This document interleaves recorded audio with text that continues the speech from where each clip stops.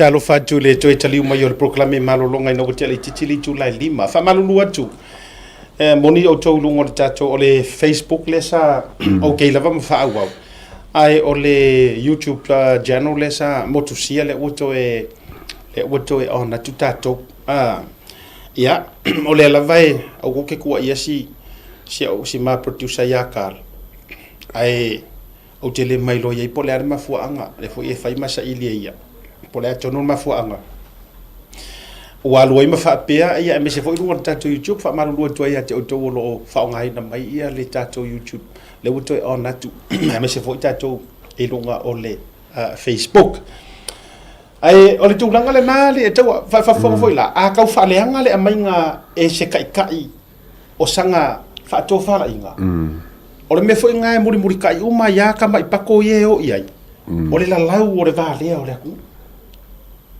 ngo folo kai ai ngo folo le pako makua ai se so ko mai pako ai se ma afia i fua ma ke wa ma ingi ai ma wa la ngo me fa pene te i listanga tana te no fo te iona aor tulafono ai ma fua ma o le fio o pako makua e fai to inga meno ya te aula ia ben o fai atu ai ele anga lava le mata upu e se lo fia o te faʻasoa ia o le mata upu le ai fai pea el au HRPP o le fia lau ai valea ese lo fia o ke faʻasoa la ia i ka ko faʻasoa ma ka ko kalango e fia lai ka lafo sa mo le ngama mai le ngangu o kula epa over billion kasi bilionga ai ka lafo ngama i lau ngangu e oi a vai lan tatou ia ile ese ele o lau tautala a o le fua mai o mea te tautala ai o le sili ringa maka ua le iakau esa ya ele ai ele ese me o le ale o ngā o le sunga le ai le o ngā se whaala velafi o punga le aturu pa e ale sunga le ele o ngā ngi whaala velafi pe kau pangu pe o le ale me o iai pa wale me ia maua e lisi ka ngaka le au ngā a koa vai la tatou ia i le whainga marori tau te o lava malau le valea ma le lea o onga ma le leo ni whaironga ai si iki ia e lea tua ma wha matila ai akili a ianga ku i lalo lou ana tatou o nei whateita inga o tau o ni whali o ni property o le ase value i koi pe angangi property tu so low value ma walunga sa e se e ai le kai a o lau fainga le te fai ai lau fa o lo atau ma lau tau fa leanga ai longa ko a ko se lau ka la o le ko inga pe a value ni sele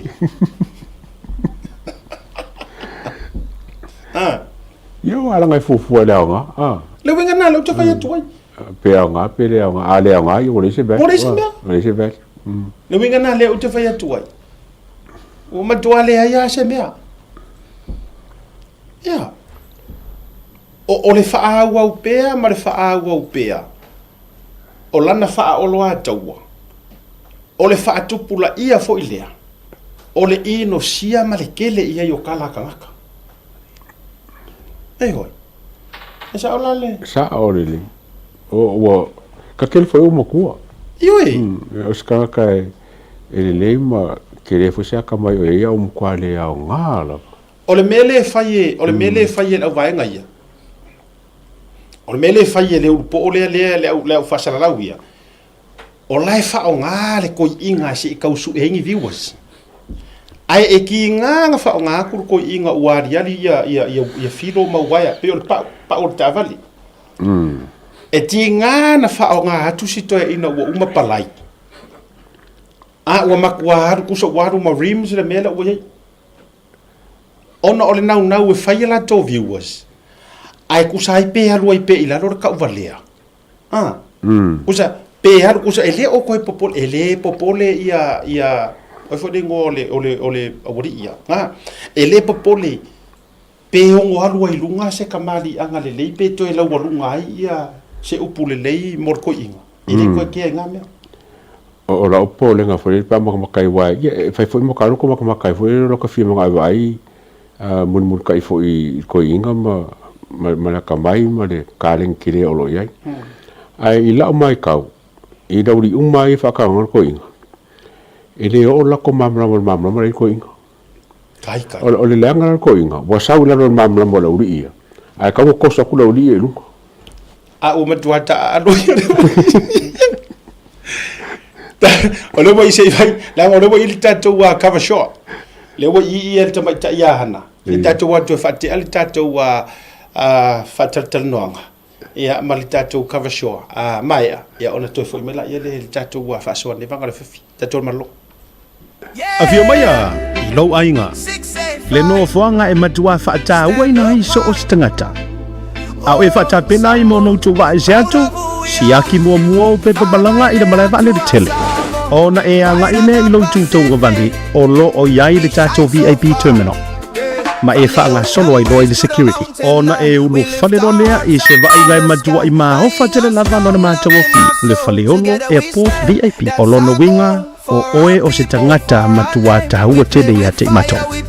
E te se e i le malu o te tonu o mātou potu whaatalitali ma mai moa i ata ti whanga whaafiafianga ma so o se porokalame i a mātou wala ata ese. O au mea inu uma matau mawha Samoa ese mo re taimi mua e te tau nuu mai ai e le eiso na te tomi a o whaatalitali ai lau whai malanga ese atu. O nei whamarianga uma e te maua i le na o le se lau sa furu lima tala mo tangata mātutua a e lua so mara lima tala mo whanau i lalo se furu lima tausanga. E paulawa le mea e te whaia o le tutongi online o na whaani leo lauri City i le taimi e te taunu ai. E te whaonga ina so o lava se vaenga o le VIP i le pito lunga po le pito ilana. Mo au whanotanga, Zoom, ia po ni mahalolonga papua o ta pena i lau whainga amlanga. E sili lava lau ainga mon, le Whanaiolo Airport VIP ko. We will not hide. Famalosi keep the flame alive. Samo strong, we will survive. Yes, six safe.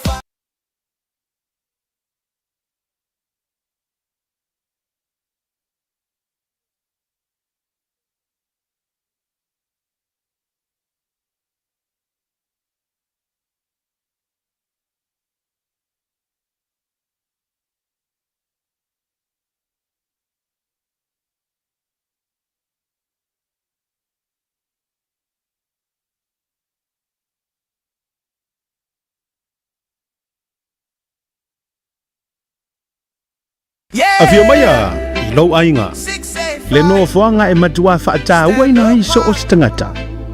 A o e whaata pena i mo no tu wa e zeato siaki mua o pe balanga i le malava le tele. Ona e... Oi! Go! Come with me. This is where our adventure begins.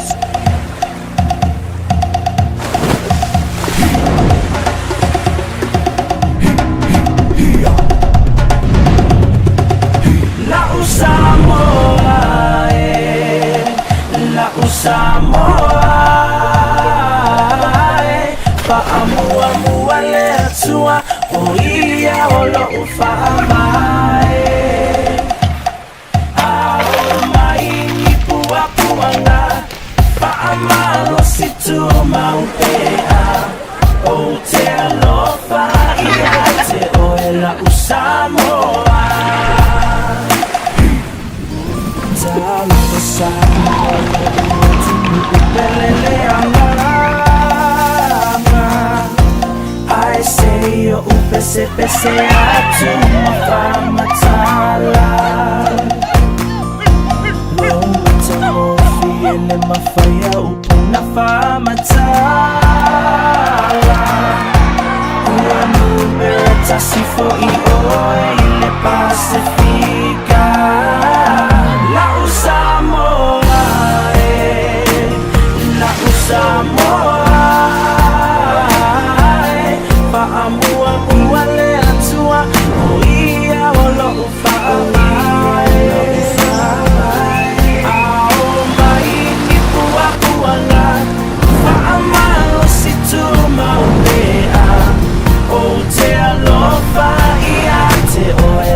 Samoa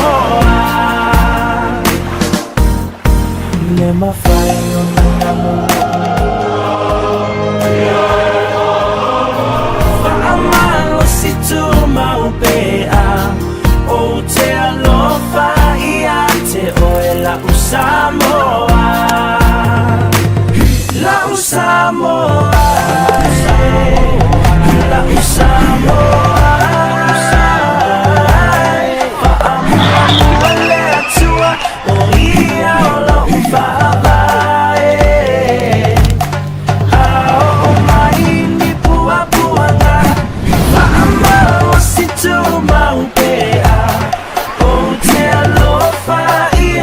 You call it paradise, we call it home. This is Samoa. La Samoa.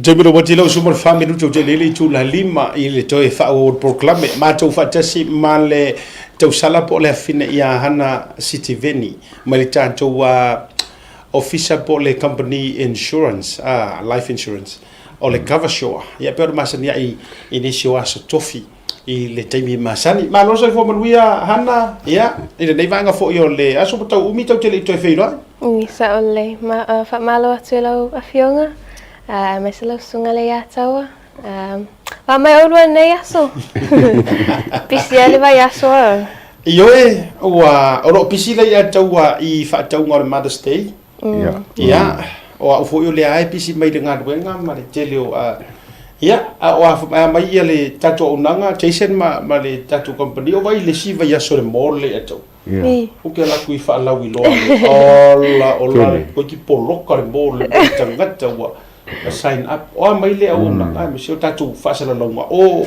ia yenka ka ko ngi ki ya ku e tu sa yo tatou fa sala longa fa tala mole fa fasili o okay lava me o mai ile cover show ma na ia va ai atu I whainu mera o tangata o so ta ia tu lava if you mana mia le so swani le whainga o le insurance.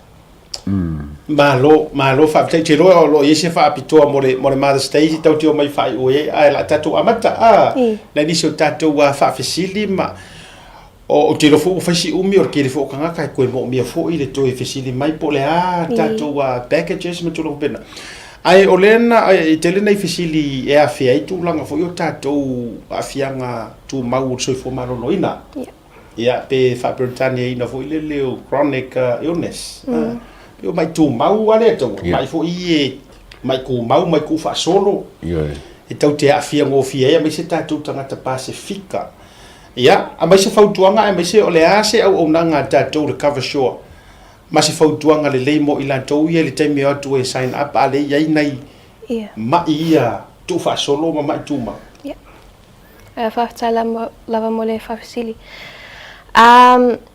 ole tele lava o tato tangata le atu e faile insurance e mawela to ile I mai tu mau pe ole suka ma le toto mo lunga which is okay ole masani e mato afa ape faile application kusa afa ape yaingio mai ku mau e manga omia fo ile family history po ai sisio lo ainga po tua o uso tua ngane tua fa fine po ai sisio la to e mo fo I mai ape ole cancer po le mai faku o mai ole fatunga o me fa pena totomo lunga ma le diabetes fo so ole mea nai e mana o mia ia medical information fa apea ole sime ta waile health insurance ile tanga tai lo soi fuanga taimine afa apea e watu le fo mai e fio mana o mia se va ainga o se specialist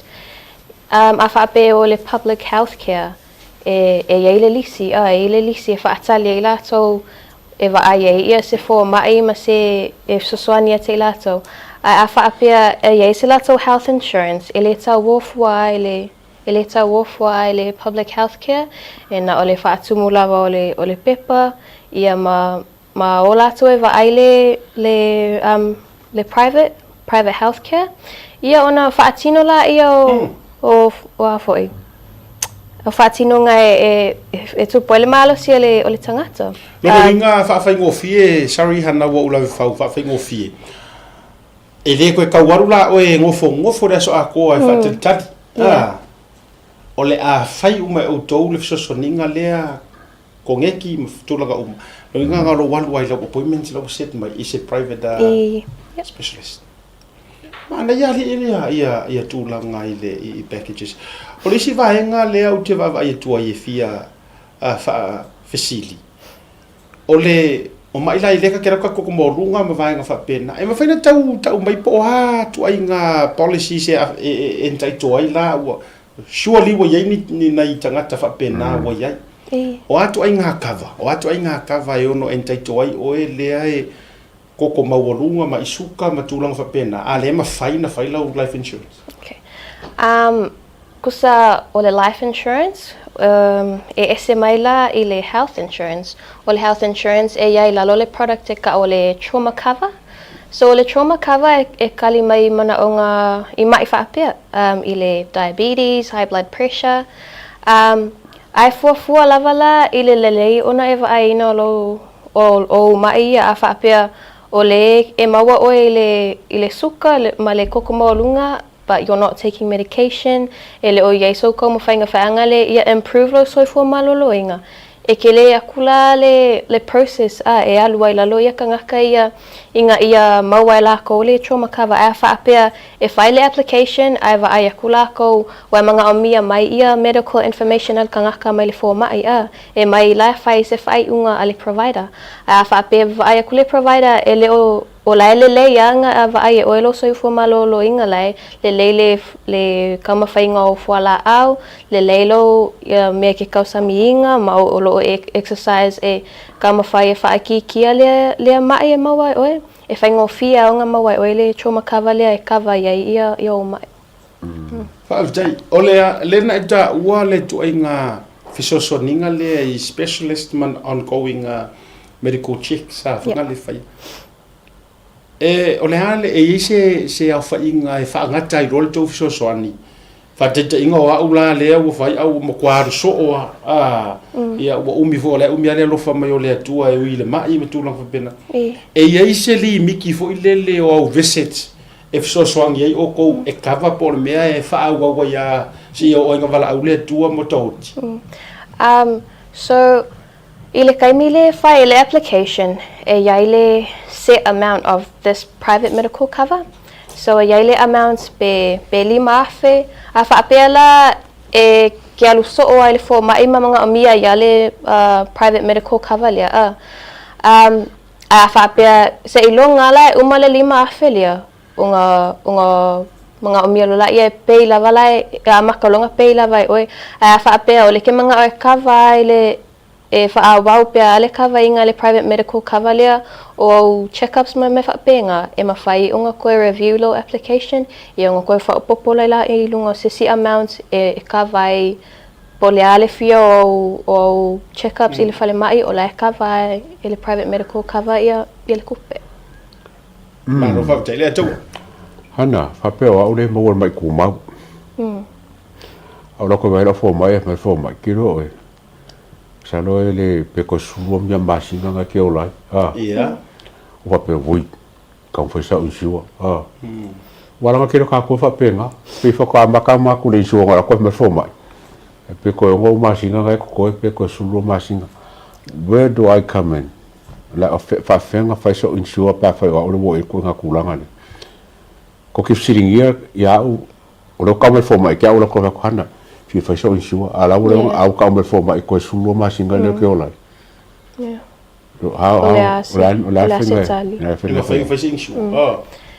Yeah, so usually ele cover ele life cover or any cover ia le pre-existing conditions or conditions or loa before you apply for insurance.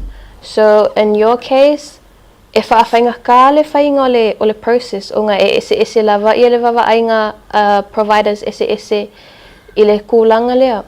But like I said, i kako pokalame uakia, e ia le kali, le kali so se whawhika auri uma, e iai fo ia providers, e wawa ai lako i le kūlanga lea.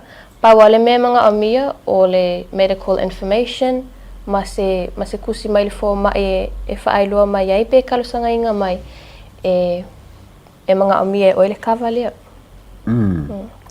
O ke fisi kai mire su ele family history o le mai wala kusingi mai pola ole la le purpose ole mele sui e fufu ela o la kava e fai pe fufu e kam kala o si fai wala ngale mga mia le family history Yeah. lo background so ole le wing ole or the information le la koleki mai lo history. My family history. Yeah. So ile afape file application o providers la ko ia e vava aya ile risk vava aya la ko ile risk ole kangaka ile mai mali foi. Afape e ke fai mai ama ko ola ia sesiolo a inga nga maua ile suka male kokomalunga. Longa ingale ole vai mako, you'll most likely get that as well. Wale me kau jeans ma me fa penga kusa afa pe ole nga mawa o makua longa inga e fa yale chance e mawa inga o so me langa e va ai ile provider pe po ole ase se fo fuanga la ko fai wai ele o makingoa pe mawa o like further down the line or not.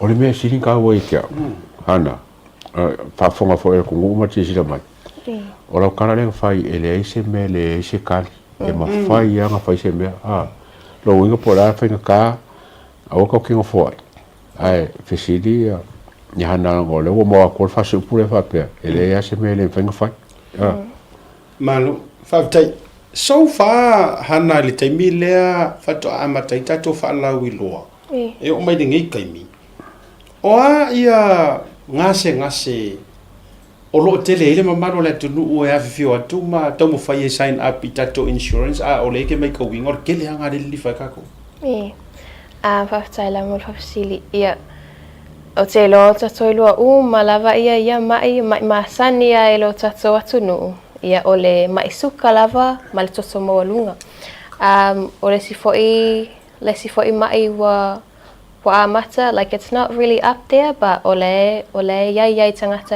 e watu file to applications, ole mai fatu, ole afianga al fatu, but yeah, those are the most common ones that we have at Covershaw. Mano, o mai mafo mai kau mafo.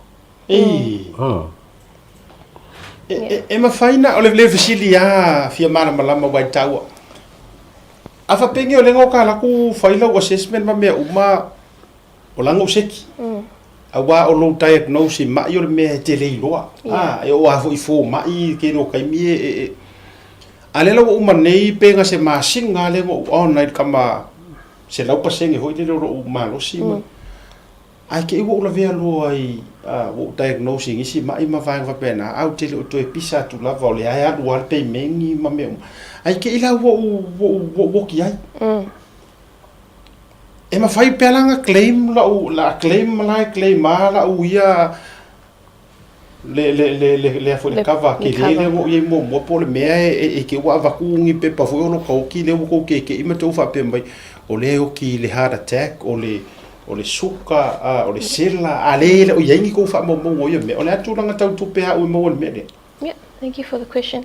Mana tele facility wa le al malam lama me ole fainga le insurance aya it's based on the pre-existing conditions. So o mai lowa yai ai le apply mo le insurance kusa lavala pe fa apia e mawas e kupse me ya oe blood finga le li ai maliu isa mai ele o yai lunga low cover e pay out my lava ava apela e faiso su inga ale provider mava ayaku there was something you didn't tell us or la yangi medical informations ile mai lea ale ifa ilo mai pa wala na le vaenga ele pay out my ai ole me ala lea e au ngai lava le tausa o mai tausa o mai pe a ole time e fai ele application tausa o mai lava ya ole as lava se mai pole ngungu pole mai pole mai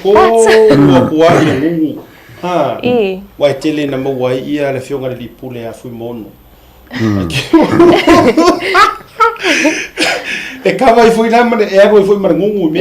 Ia e alu family ngu. A le tele o taimi e tau matamuli tato tunu e tau ia le maile le ngungu a.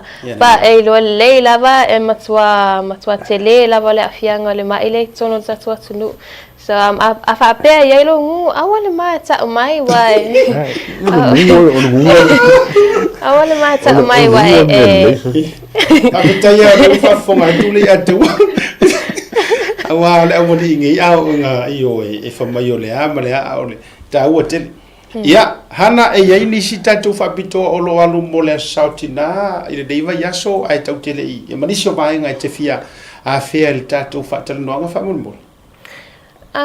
Yeah, so like I said before, ole aunanga ia le kawashoa, ole mana onga e mātou ina ia o atu ma whaamalama ia le au ngā le insurance ma le swai mea ole whainga o mātou peimeni ele fosina, ele se tau whaanga le set in place ole tau lava malia ilo finangalo ia ole ngalulue le mako team o e kawashoa e make sure ola ia se products e au ngā mo le tau lava te finangalo ai. Malo va tai no about tulunga to vi futasi can we have it one more time please Carl? Yeah, there you go. Text le numero le wa tulunga. Mo so se visili lava. Fa mo mole ya e mafai on wifi go bia tatou fa te no le wa tatou wa fe tu langa ngase. Ka wala o fuete awete te popole awete te matamuli te mai fa iloa ia ai honesty is the best policy fa te tele. After tele to ile fine tu so lo fo I tau longo ile ava yaso male taimi male masina ia fa mo fo ile tu ia to e me se fo tato unanga al ka shoa ia mo molio no fa anga o le sortina ke wala fa mai mo mai na yo ma to so tina ia mana ni se te fia o le tato wa tau ma vai da ia mo lavona molia tu fa tai la fionga siata ia me se fo ile tama ia le ia taua ia ma sesi lava o lo mai mo mai nei pokala me nei taimi whaftai tele lava mo lo ua noa whaftai le whaafonga mai ia moli atu ia walo whaanga I sio tina pe le lava ia ma wata siti veni moli atu fo ia olo whaanga I sio grandpa o lo mai mo mai Samoa ia lutu a Pineru ia masio ainga malava mo utina malava o lo ia I nei New Zealand, Samoa, Australia, so smio lalangi ia manuia tele lava le astina ia mo lo fatu le company kawashoa mo o tau fatai lava ma lo fa tai ma fa manuia foi le ile au nanga fa tai tele ia tise na me se fo o tatou tu mra unanga ia ai me se fo tamo Ivan. Yeah. Ai fa ka fa le ingi siwa. Ai te solo le au fifi. Ya ai manuia le ya lo tu le sautina. Tatou malolonga foi mai fa go tatou faʻasoa. Ai tatou fa ya hana le vanga le fiafi tatou malolonga. Welcome home, where every guest is treated like a VIP. As you get ready for your departure, begin your journey at the main terminal check-in. From there, head to the VIP terminal on the left and make your way through security. Then, step into a space that feels refreshingly different, modern, newly upgraded and designed with you in mind. At Faleolo Airport, VIP isn't exclusive, it means everyone matters. Relax in a calm, air-conditioned lounge, catch up on cable TV, or simply unwind in a quiet, comfortable setting. As you wait for your flight, enjoy your first round of drinks and a selection of delicious Samoan cuisine on us. For just 115 tala for adults and 25 tala for children under 12, you can elevate your entire airport experience. Simply book online and present your receipt upon arrival. The VIP lounge at Faleolo Airport offers both downstairs and upstairs spaces, giving you the freedom to relax your way. Whether you're sending final emails, joining a Zoom call, or just seeking a moment of comfort before takeoff, this is your place. Talo Falava and welcome. Keep the flame alive. Samoa strong, we will survive. Yes, 685. There's no better way to support the 685 than to buy locally sourced goods. Here at Tasi Market, owned and operated by Samoans for the Pacific.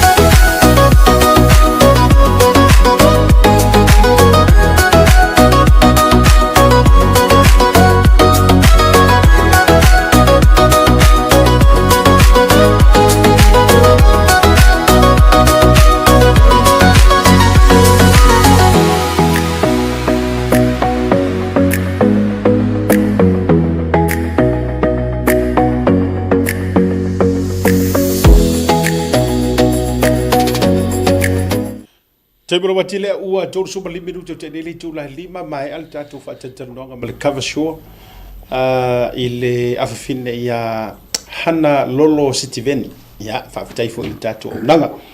Tātou e awhi maile i a taua e whaau le tātou whaasoa mai au na avatusa ma ua whaamalosi tu sai fo i o tātou fo i ma se fo i a pe a whape o le ae e lau mai le a ma le a pena te whai atu. Au fua le tau fia me le lei tātou te whaia. Ia, tū pesto ina ia ua. Paua o le tūlanga ua o fo iai le nei taimi le māua lalo ua o iai. Ia ono o le māua lalo fo i o lanto ai ngā whare whaasala lau e a whea. Ia, tātou ua mai a ngā i le vaenga le i leo leo. Le ana sau no le fionga le li pā le mia le whaatatanoa mtu stara le sona nafi. O le fua avatu lea mai la vale lango lunga le nei taimi le tūlanga whaapea mai. E le ingi leo leo o aku. E se leo leo lai o atu. Ia, le atau, ama ta mai sofina gana. O langa mangingo lava le whaaringa le parmia ngafi wa i leo leo la waku mangala ngaku leo leo ngā. O langa ka sanga whapikoa lava i le makaupu lea ia maliwa ko au. O ro inga lawa i Samoa ia i leo leo makaupu lea ngā rua whakasimune leo Samoa.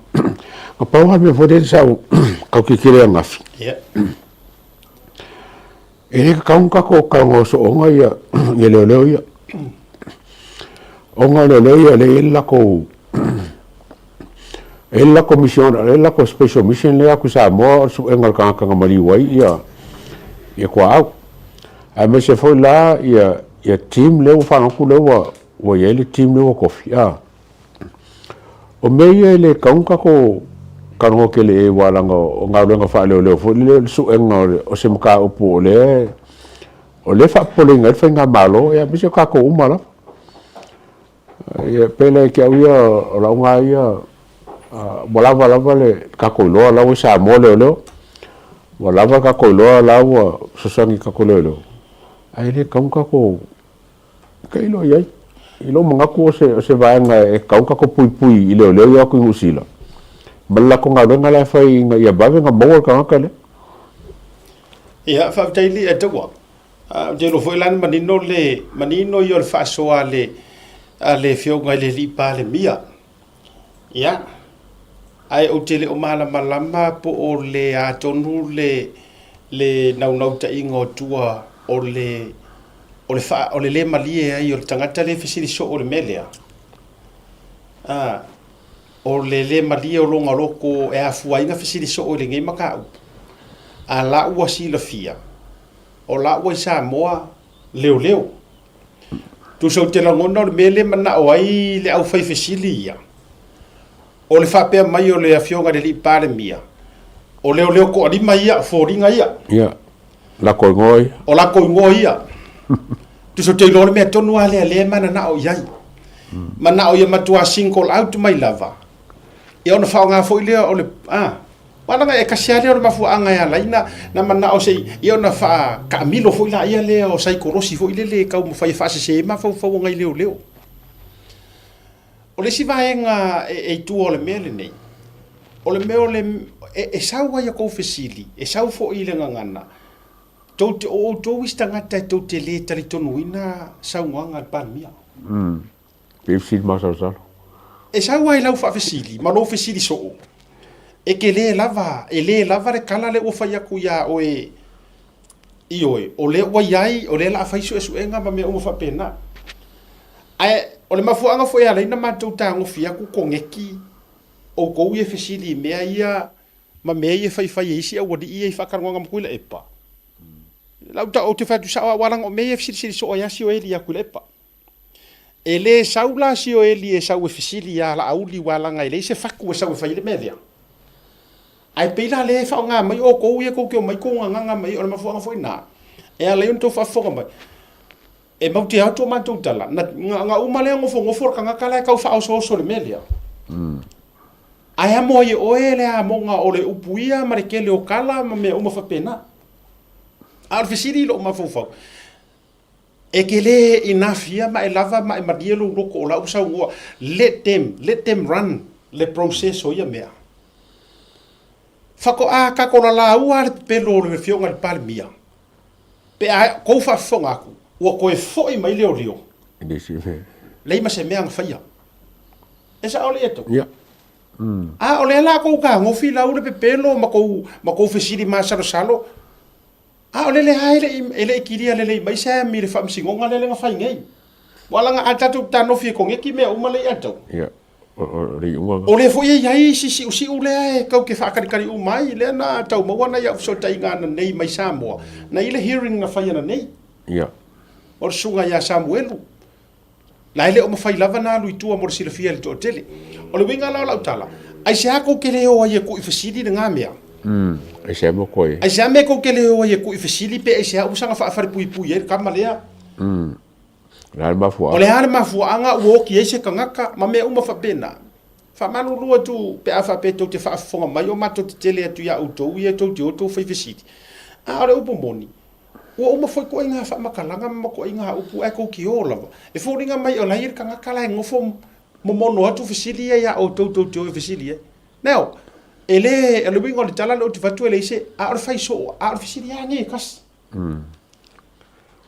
O kai mi uma lava ele fife kule per mele e o me foi ko fesili. E oi. Ko so le ko ke e sa silia ya te una to o e to fai atu la e pai e run mai to article le ko ke o e fa sala launga silia kule olna. Ai mai mo for kai mi ko ke kama mo e fua ma fa anga suai ko kongo official o le fionga le par me nisi lo te fatu tu lo ele afia umar ko ke le. E ye ya ngai fa kai le uso ya savea ngana savea ma nisi ya to telefone o to la ya ile. Ese ma fela ngulang wa mai fesili fa ko pumanga ku isi kaimi.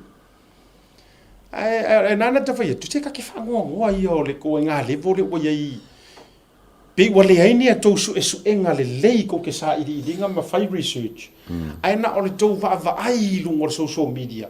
Onga ko mai rola ia le ia yo me like a post the fake pages. Na le ta fa tu le atoa. O le o so o ma fesili so o ngai mea i le palmia. Wa lava fo ile na e tau mai le whailo ilo. O ele sikusi kala ke le karia inga. E ke le karikongu fo. I sa uanga la o sa uanga mai le fionga li palmia. Sa ole le. O ware fa ke ia o le. I le fesili le fa pe fo le pe mo i fa malolo li o. Ai ngo ko kuri lo le fesili. Fa mai fa ka ese mo o ya afa masanga. Nga kali afa masanga. Se ko e sila ia i mkau. E kia la ia. Ele kaungo ese mo ia famasanga. Ele mo workar. E kawang ko fai famasanga. Mo kuri eli opele. E kawang ku ia famasanga. E mai ngar kali lole fa sere muku o. Ai mai fa mo mai. Lena. Awa saka kaua maua mai ku lava. Ai ai se si te tauna maua mai ele tari sao. Ole tuli po le fa ma vai po le lava ole uso ya di o fa tau mana. O afa masanga o ia lai act le kai mire ngai. ai fai o le anga pe nga aver fa fasili le karia sa o mai o ai o mai ko kongi mai I le fionga ile mingiska o leo le fionga de palemia o le mela le tu o le mele o le tu mai manana o sanga fai ya kuskusinga tau fa le anga ma tau fa masias anga ile fionga de palemia o le winga la na ta fai tu ele ilava ea le la sa uanga ma fa pe bai o la ua I Samoa po o whaasorosoro aku I Samoa tatou whaatari la ia pe whai se su enga pe le ai o kari sa onga tako whaakarikari pe whai pe le ai o le si vaenga o le kai lava o le hai whaanga solo atu ma tūlanga whapena ia ila tau o le na whasiri me po o mo se kako komsinga le ai ele I mo se kako komsinga ele I mo ska ko komsinga au foi to te sai ma to fa fonga mai ni sino vai tunga wa le fia la vai na o sa no le fionga le palemia na fi e fa ngai le upule komsinga wala ngai sa o sa no le fionga le palemia ina o tali fisilia ma fa pe mo si tala si kala ngal komsinga ya se tu telefone ile to fa ya te o to ele ko fia ska ko wa komsinga ai le taimi o le tala noa al tangata e mawhaianga whao ngale ngā terms e whasingoa ngā I kiuke o ka ngaka lai ngā ke kau avere kei mine ngei o kiuke lai ave e awhamasanga o kiuke wha komesinga so e mawhaiala I le ngangana o na tango le fionga le pare mio I fo mingiska e o fo ia te au ma ue listemi a ka lela waa fo I ka ule meo le acting ko kiki broke nei masis ia e salangi ia le upur ngā komesinga ai ele o refer I le kofinga ua fai ala refer kiuke o kiuke mamaro si anga le u e afamasanga kai miringi wa si diro ka kango ko fa mangingo le atawa ia eno fu file mo fu che o ya ka mai mea ko va fu ua mai ko kele ma pila o tauti papango kele me fa le ka o kele o le taito ia ma le taito ma le komisinga ma le komisin fa ma ia ka mo a ko ingo va papa va se o le na me ia ele o le fa mbuli le nga ku le lawa mangu me nga ai le to fia fuas ka ko komisinga o la lava e va ai e afa masanga le makanga luenga o lo ka oko fo ia malo si anga fa ar komisinga e taua la le kako wa malama ia I meanga e mafai afa masanga nga fai si fai unga le ato ti fa fonga tu sa nga le fionga le pale mia la e mafai la lo capacity o longa o le o kiuke la nga ke va ia e nga ke mafai nga fai le mea wera pe kau ke fia pe kau ke le fia e le mafai nga kau fia ai le fa kong fo la wingo makanga ruenga ma le operations a leo pa wala le mea e tau te whaia. O re kākou o sai, ma kākou kakaro. Ia o le aso lea e kupoinga po o hawhia. E kofi ai ma whailoa mai se kākou? Komisinga. Ai more nei taimi. Ia, maua pele ono sai wala le tawa e tunga wa to te nisi wa tau whaua e tau la tau whina ngalo ona o le address e le fionga le li pare mia o le e tu sai o le taranoanga na file atu. Nei, ele I fo ele kofia ska ko komsinga. Yes, ele se ka ko komsinga. Mo kusi ele kofia. Ai e kai mi lava fo sa ngol ka ko par mia wa ele team fo le wa sign pa pikola vale. Insu suenga le. Sa mo ga ko ese kuskala o solo fa vai po ele ka team le. E oi. O me ka uanga. Mana tu ala wa langa la fa so le issue.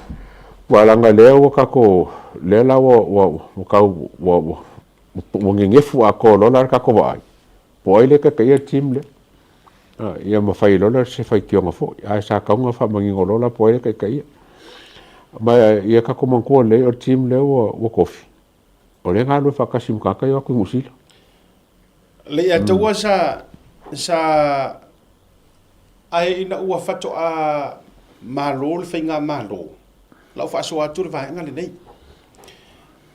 o le na ofisiri ngia Samoa le taimi ma faʻasoa ai ma le afioga ia afu masanga e le o lunga le tatou program mantua taimi ia na fesoʻotaʻi na maua na le talanoaga itua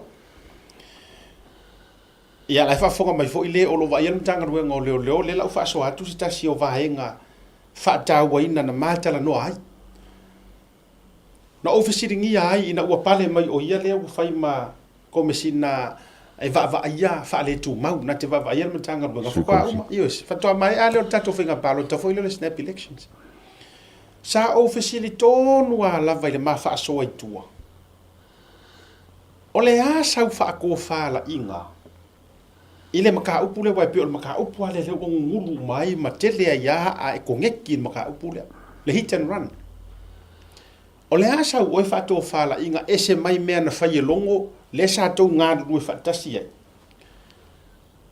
o le kala legai ma le upu a le fioga le komisiga o loo vaavaia le matagaluega le taimi lenei faaletumau acting commission o lana saunoaga lenei na fai mai atea asiata o lea ua maeʻa ona ou tapenaina le pepa e toe ave i le kapeneta ina ia faatumauina se fautuaga e ave i le lo ia sili e au maingi leoleo mai fafo e koe suʻesuʻe le mataupula le ua utago failo atu laga sai le mafatalanoaga le tau atu na loloma o le faakaragoaga gagakuu e sauailuga le information lea ia ae malia maia lou fioga le komisina lagolago po le acting commissioner le ua utago failoa male kau confuse fo ilele ma le fetenaʻi o mafaufauga pe a faapea la o le faailoa leu tavatua o le faailoa lava lenā lai tumau ai faatofalaʻiga a lē o loo vaia le tagaluega o leoleo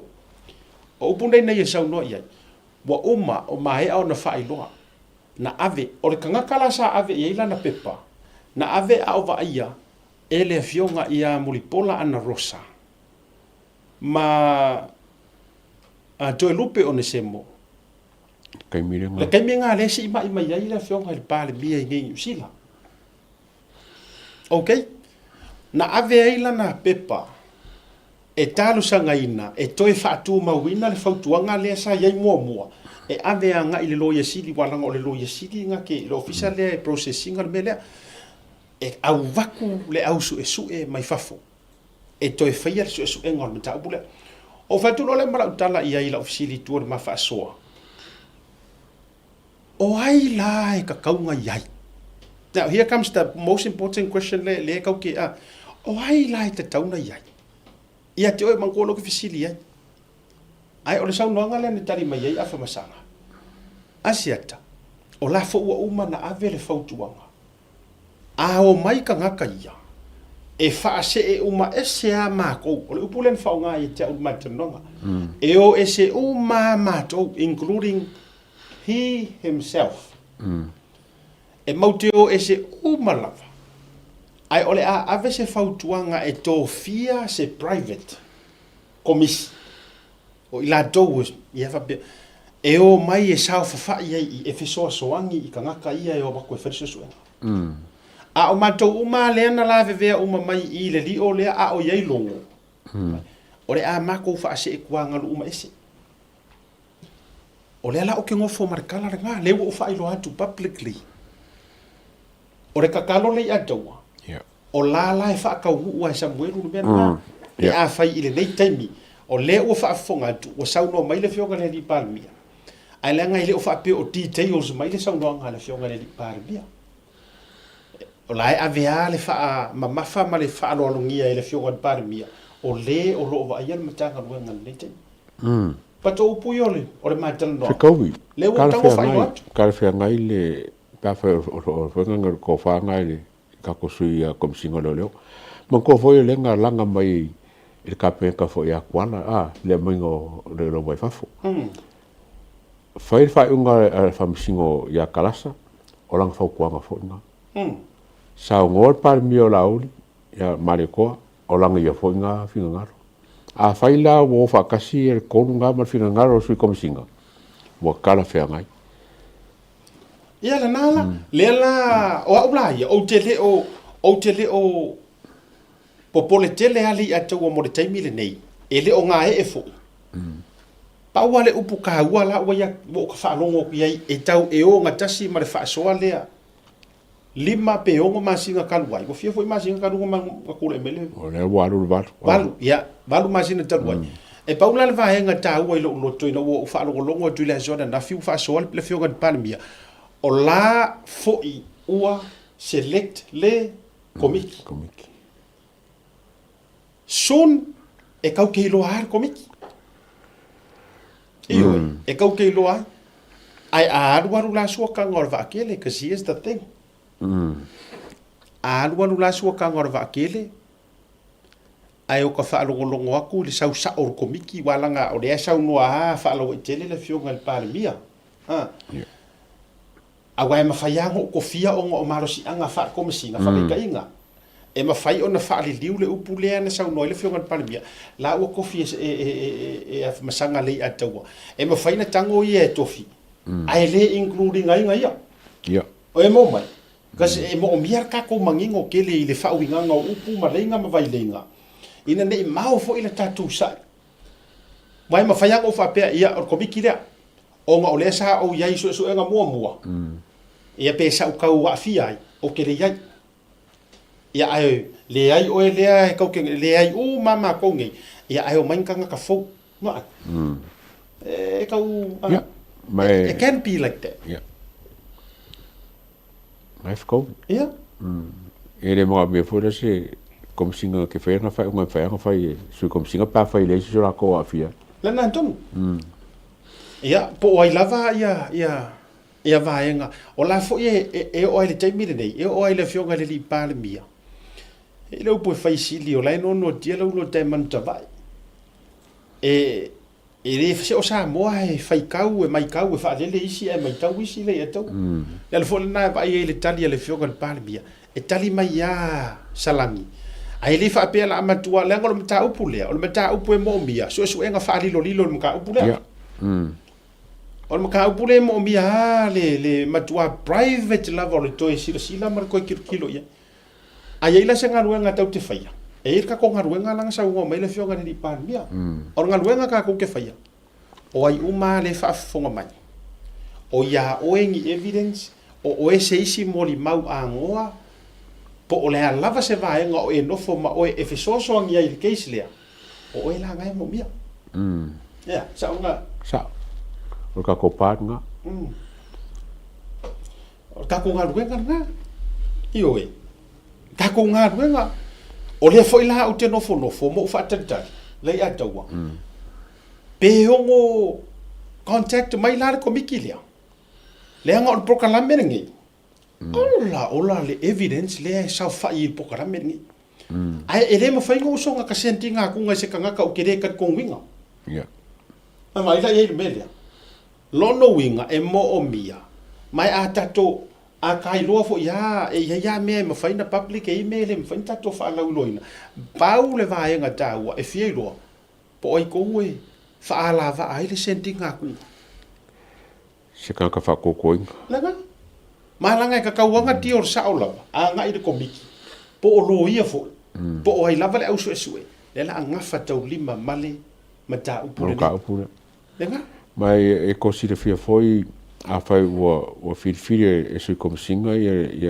de comisilia o la wo e ile wo e foi le provo de kapinga no mo ngai lo ilo si foi ala ko ngole o ene fa pe fa ngale fai nga sui komisinga ai le se sila kapineka il ka or komisila ele so ona tulovo ele so ona feo so fifkulo ele so ona faia fo i ele metanga luenga komisina se mea e au ngoa male malama i ai ole mingiska o leo ai mai se loa ole pare mia a kapineka le anga le laka ko o mo le va fa malo su enga ya pa sia no kapinga ka uma so o le toe fa manatu le na ya ma le toe fa alo fi pe anga fa pe o ke kango e kali fesili ya press conference e fa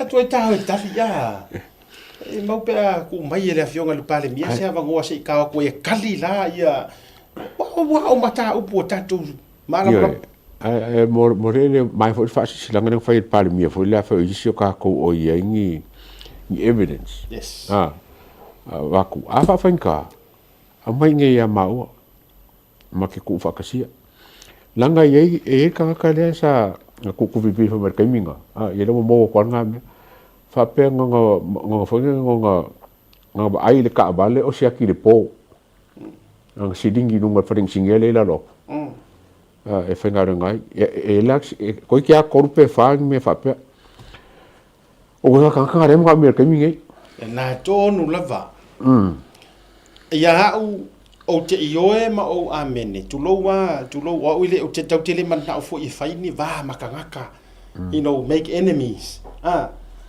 ai o le kalangoa mama le kalangoa sao ia va akele o kofinga ngalo le ia taua o waia la foi fafonga mai le afionga I komisina o lova ia me tanga ruenga te mili nei ia te wana fa o ia ilo ulangona privately I le mafaʻasoa nga e koe avaku a foi publicly o lo ulangona a fai o tatou tau te fai mea sao ia ula ia e le kakau ai longa e se a e sa o le sao fai u mo tangata nei I se komiki po se komisi e le kakau ono le le tu le lau tango e identify atu ono le maua por kalame ia o le fama ite mo fama nino I le atunu ulenga ma ke le po kele ingisi ka ke popore I le akungu ulenga o le pawa le akungu a mangingo le akungu I me e kau ke faia e paroka ma le fia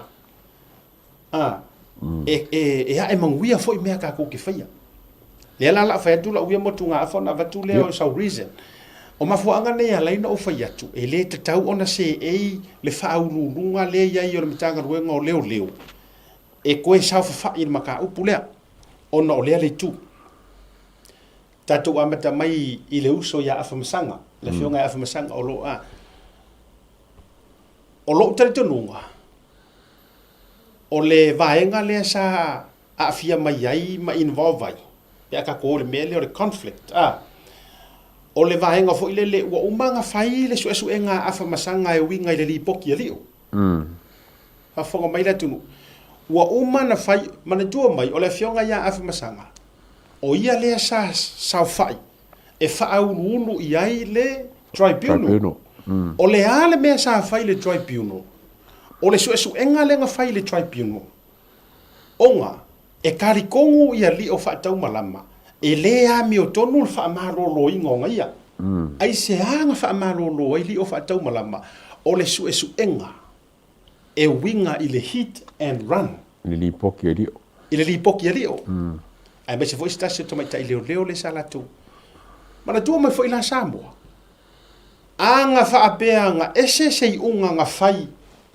e le fionga ia afa masanga ile kai me le nga ia fai ai se fa se ilo ilonga fa masinonga fa no to I fale I le matanga ruenga e winga ia lio ana fa pe na ia fai se ruling foi le ai ele ele o se me o rusi ai se nga ruenga a tonu ela vea le me foi le warning ono o le muri ta ia o le ama ai le se me o e ke ai se me manu e kau mafai o nga ia se justifications o lona sa fa ia pe komiki le la su mana tu mai a tu u fa la wa tele nga kuli li ma fa maongia afa masanga I le tribunal e se li e le sao le fainga o au me inga fai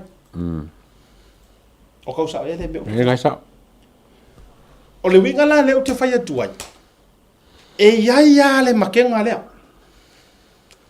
Samoa e ia le matenga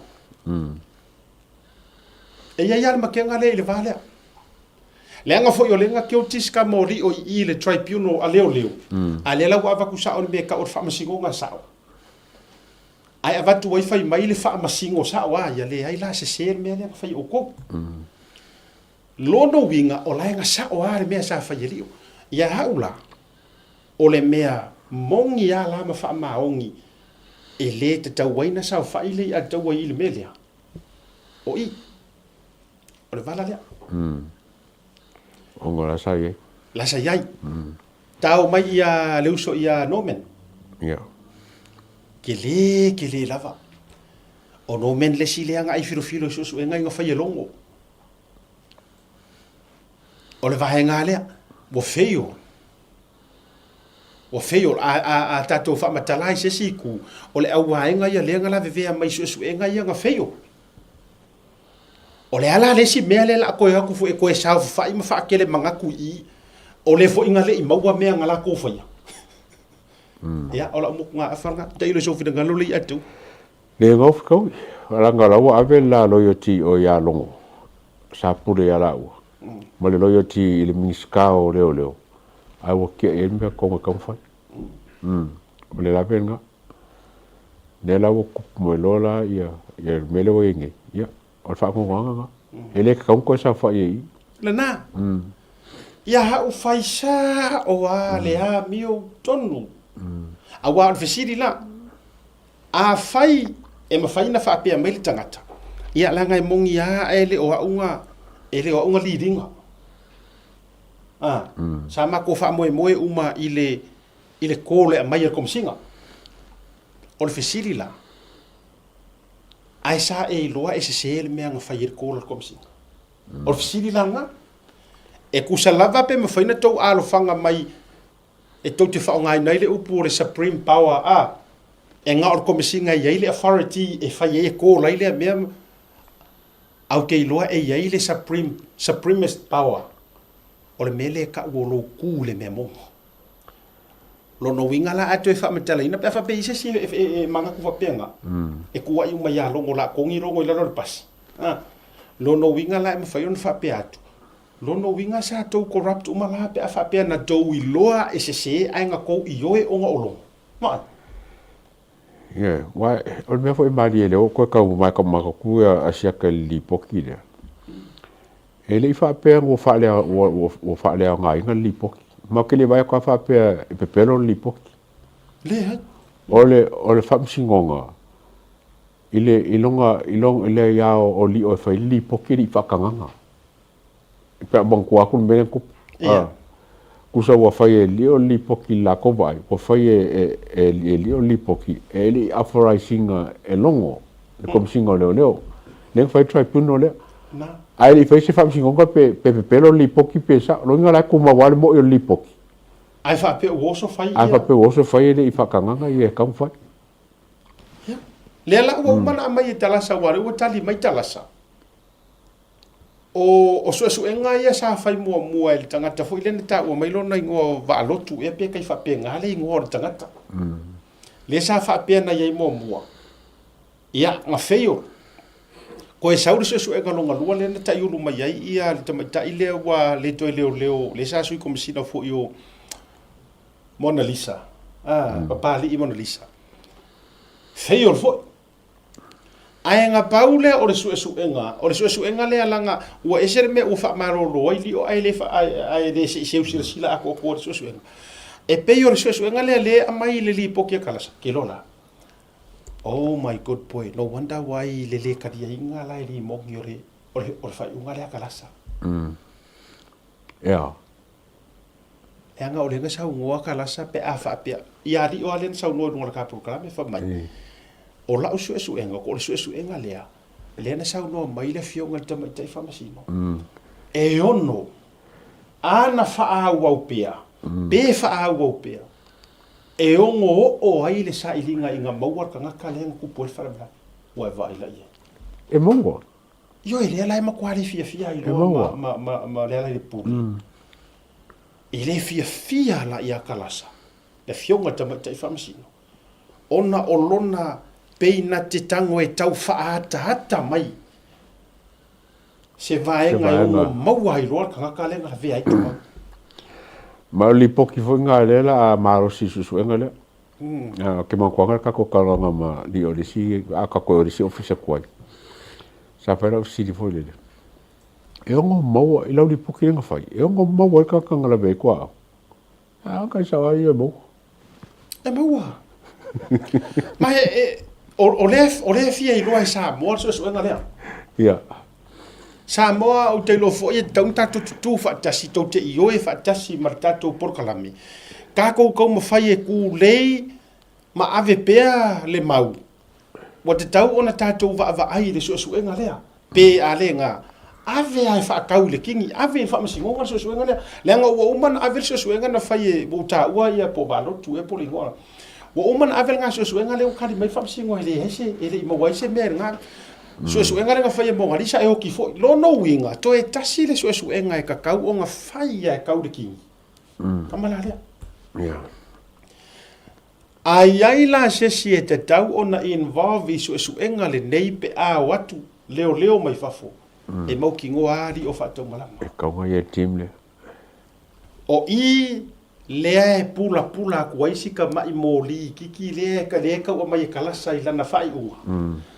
O le suenga lea o lo tau pula tu aisi na malama. Lono winga sina malama i titi o aku ma leo mai fafo. Whaapupula kele. Inga ia maua le tangata lea na maliwai tu au. Ioi. Ai vai la ka ko whengofi. E maua. Ia, e koe mo mauro fōni e komisinga reo karua. Ia i kenka. E le mafai, le fai komisinga sau fai se press conference pe fai sanga whaasa longa. E au ngoa maronga le mau ki ngoa inga po kaka. O le sile nama i mawele taimi. Mera utara mo ia. O le si wha mai mau kaimira ngā leia ngai o fuia vairili i ken kaeo. A whaia walava e ngā leo ia. Tulo. Ma tatou. E le toi mo mia fo ingia ngā koe sau ia mea. Tō nano te whai atu. Si wanga ngā makua sapina mai pe samangia mai pe kulou. Lau te whao nganga ia ngangana wha le tulafono pe whaile kusi sai. E laku ai e fosi wha marosi e whaisanga kala. A se upua ai e sau e tau fisosoan whaingo le. Oi le ai. As a witness. Mon mau. Io e. Mai mau ele taimi nei tuai ngā tangata e leo mai. E kai ngange e reo whea koe sau kuloua. Tau te le o whai atu e sau e kau o se ribongi po se ala le pule. Le ai. A whai ala e kesi ila fia e se le whai pule lea ngā lea na whai eilau sau noanga. Ia o le ngā whai ke sau e kau. E ke sau e ke kau fisosoangi e re keisi lea. Awa li lopo ka ko pisa i makua inga ia kulou ia le ala. Ala e se le fingile ngor fai pule nga ke ko mo. Yeah. Fetu ai. Ai e mo o mia lo to mai tote. Ai a kia. Ala na o fa nga ile o pule o le sfa mai mau ke mi mai mau i full time. Ma to ta ua i fua ia lana. Na ma fua na fa ma vai fu man tanga ngor le wo lo ngona. Na te le mawhaia ona tau aveina e ngā ke le mawhaia i lona langa sa maanga ia le amakanga i langa wha maongi ngai ai. Ia ai ngā kapiri ai sai korosi a kuila epa. E toi o maila i tu tonu le malo e sa tauna ngā ofa akasi malanga wha maongi. Ai sa ua le wha.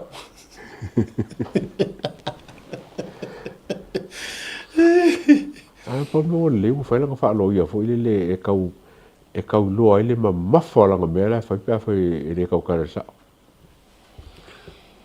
Mo rusia ia lota inga le si wha le ai taua pionu tu whai atu. A veli tātou wha atu tuanga la ua lava fo i mau masusu e ngale na whai e li o wha tau malama.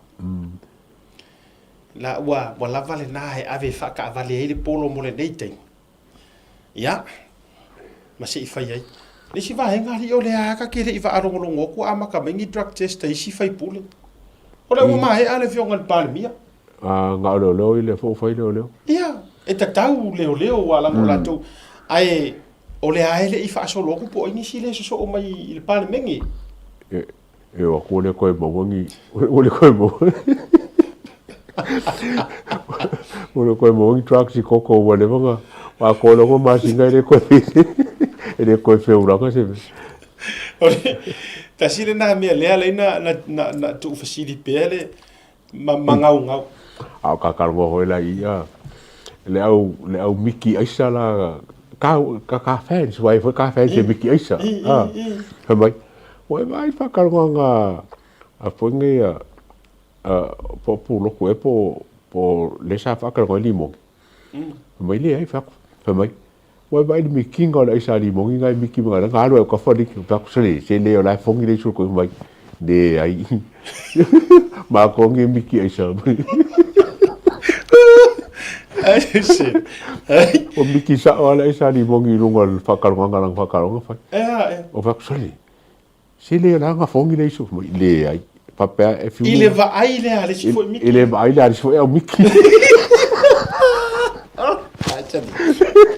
ya la ngai e fa pe nga le va ai ai ya wa ka se va ai ka kala ko yo ma sa ngai lo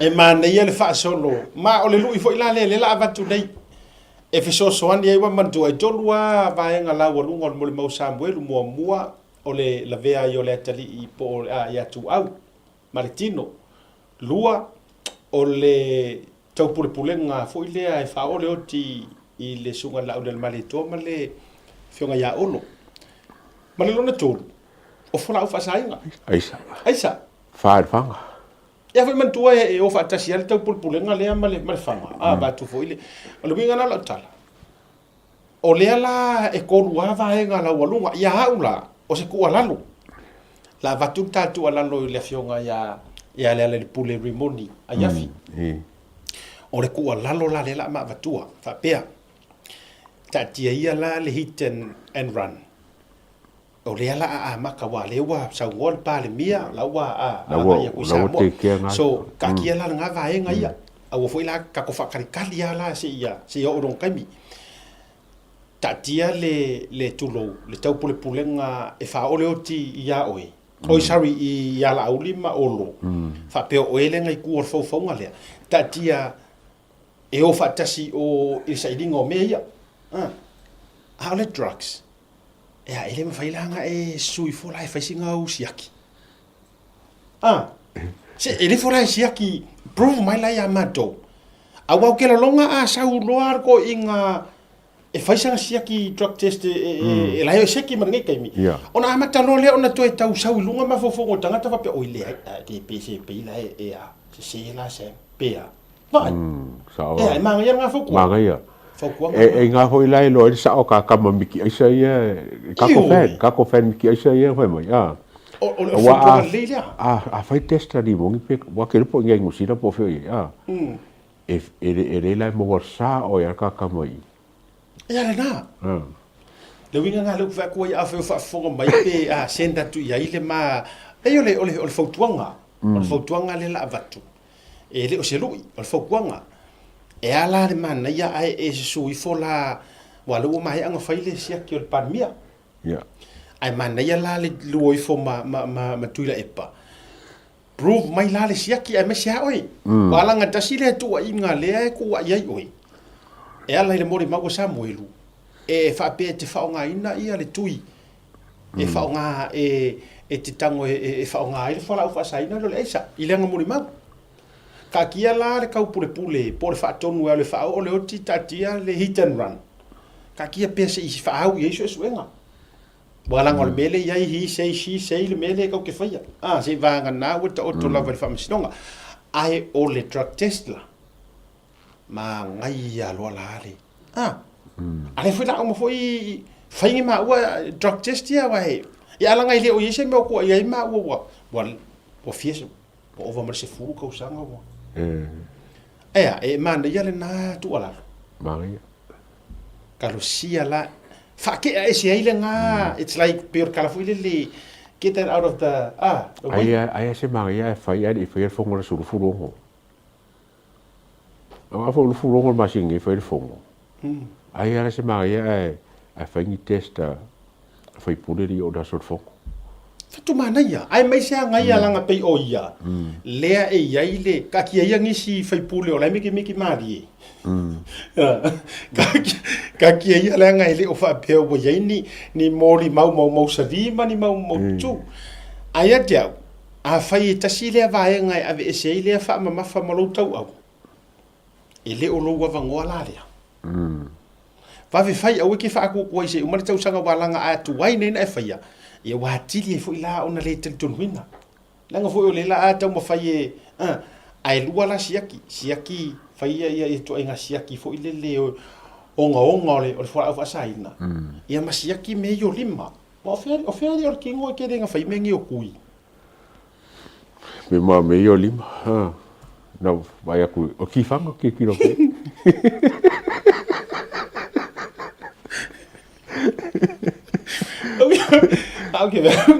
Okay, ve ko dio le ro.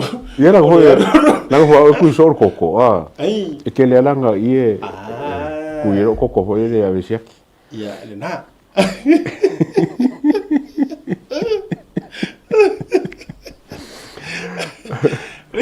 ole fata wala na ole ta fe so ani le wa tu le al mari a fa pe mo le fai pule la miki aisa o is fa sala nga me pe nga su ya la laura aisa ai le fa ali si me fi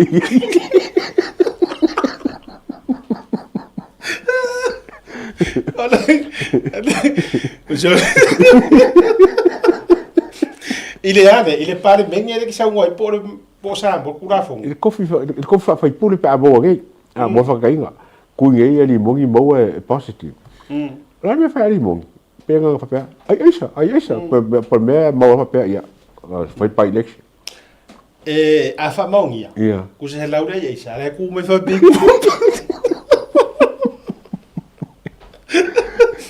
pe a fa mongia yo fa kainga le fa mongia ia ona la laude ala tu me fa be nei ma pou o me voi ia o afuinga fai puderi nga ole la lau ai le o kuri fa sala ia ka fa ko foi wala nga le wo foi ka contesta que di fala ko fa pe a mo foi pule o mele fai ia wa ele que kai mo fon ko o qua e pouco que ele fon ko mo salvo o ngo ba singa ko foi fon ko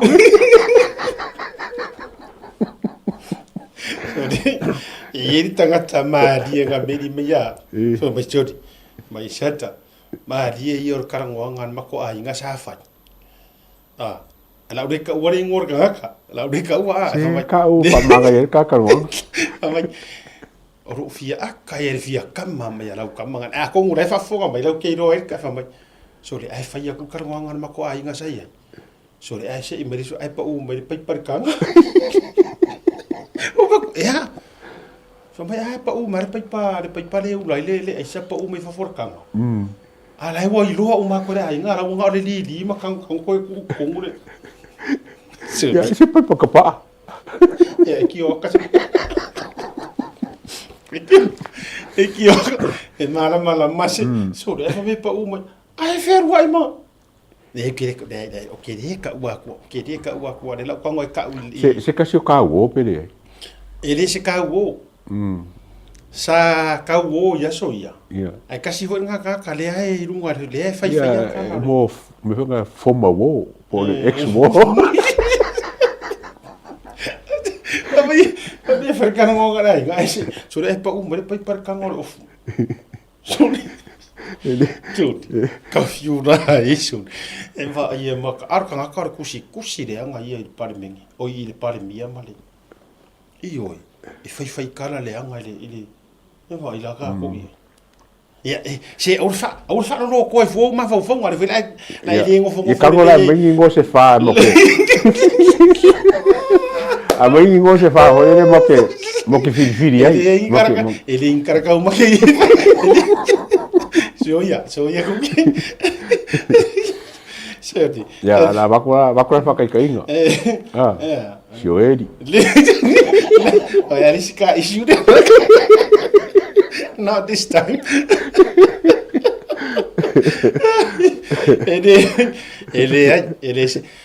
ele o ia ini tatou le ngol fa matalanga o lai to alia uma le nei taimi wa mai a fa masinonga matulanga fa pena pa wana va nga le sa mo me sa uso ta inga nei ana le lai le audi e fa pe mai o le sato e tu la isa mo lu fa masinonga pesa ana le la ia matau mo fai foi lele ina ia talo sanga e te tala roi tua e o le foi la va nga na tau watangia mai fa pe mai e ye si va nga na e mo ria nga leo e afu ai na fin na le prosecutor leo ina ia tawhia pea ma. No winga waranga mele sanga kai ka ko lo fo le ole lau le unga fai kalasa. Sentence. No winga lau me por sala fai al mele okupu ko fa popok fo disi moli anga le I fai fa sa de fai le unga Ia. Onga nga fo le ka fi pe ko ngol fa pui a ko ngai fo se ka u nga me so far ya te a tato e me ka ole justice le ami o tonu o fa sinonga a ye fo le va nga ta ole malu pui mar sa nga le mu ile va ai mar sila a leo mana tua mai la wa umar pat nga ole aka le sa ye ka leo sa ka ko re ka ko winga le melia a le uta to mai le pat fo le a o le fale pui o le e ono e no punga o lo ono yai a tato ora sa nga le mu pe e tau de lifa lava wa sa tau sili tu lava le so upo le ainga sa mau ana no tara no na lela ai e tau le lifa lo la tu langona ile sa nga le mu Samuel ile tu lango ro yai temi nei ile va ainga leo ma fale pui o la hili li fa ia le puipuinga ai a fa pe ne te ua a mai fa fo il tulanga lau tele e oi I le vai nga i sa ilinga o le justice fo ile le mala me tonu le van kaunga o le van kaunga kala ko wala nga aka ko wo su ile maka upulea le ya tawa o le ala le mela sanga loka umi ai nga le paule me le ko ke vai ku ile unga na mai le fionga tala sa o le fa karuwa pe ka ko kang fa Samoa o lona fa talu ma tulanga e fa nga ai lungo social media e le se moli anga mafakele la ufa le langa a fa pe ka kaunga a fa pe o kulanga le ka fi ai Samuelu o longa fa yo fa makalanga fa so e sai leo ma me uma wa ka kau foi langa ave kuira e pa ko ngor fa I o I kang malala I don't fa so e sai le nga o pu fo ia le mo le fa ai ai te momo ai ona e se atu le tulanga le wa e ka uia wa langa me kuso le la ko create le me fo le inga ia uminga loka ia Samuel ngole long safety o puinga fo le inga ia sa ngole mu ai se me renga le fa pele me sa ola ko ia fa sa ola nga ia fa sa langa me fa penga ai nga ru ra ia maro mai fa nga ru fa vai kaini pe mai ku fa fo fai se puinga e se mai ile mele sanga ku oi pe far pui sa fa nga ru fa vai kaini e le se fo inga ru fa vai man tu le po le manero finga lo ti lo au ti lo po le nga le ai ole at large la nga ole te le io nisi mar kongeki ro ai ile drugs e ono afia I pero na soifu ai mana tu mai pe o tunu I fa fo mata to nei e ia puinga no foanga mo pui o saunga le mu fo ile le mo esa presa I tu langa fa pea I lalo o le tulafono ia ai na ona fa ilo atu fa pena ia ai onisi o tatou cases ma me umo lo fa fala mo le vai asofo ai nga fo karo sa nga ia ngi me fo ia bracelets fo le baku usila e monitor ai alu kama ia re e lenga whenga monitor ke mi uma tatou bon malolonga a foi mai fa feilo ia tu filau esta te vanga mo le tatou community watching le nei vanga o le via tau tele yo I le tatou malolonga if we can have some notices fa mo le Carl let's do notices right now fa mo and also o le maliu there's a funeral tatou amata I le fausi awana I ngalo le tatou fausi le ai le aso to nei fausi ia o le fundraising a le tatou fono fau tua Samoa kilani le mota Samoa sfulu tala pe afa pe e te fataua le lima ipu fausi nga inoa ia ai so lima tala I le tasi pe lua pe tolu ia o lo la ngola so fo le awale tau mo fainga le tatou fono fau tua ma fa ata penanga mo le tatou sisinga fu e o kilani le so mo yuni e fataua I fo I ma le tatou talo o le tatou container le talo mai Samoa le fioga ia sala ia I le aso to na I le Ia, o le isi whaasisilanga le o le tātou, whaasisilanga le nei mai le tātou mafutanga ainga Fast Christ Church.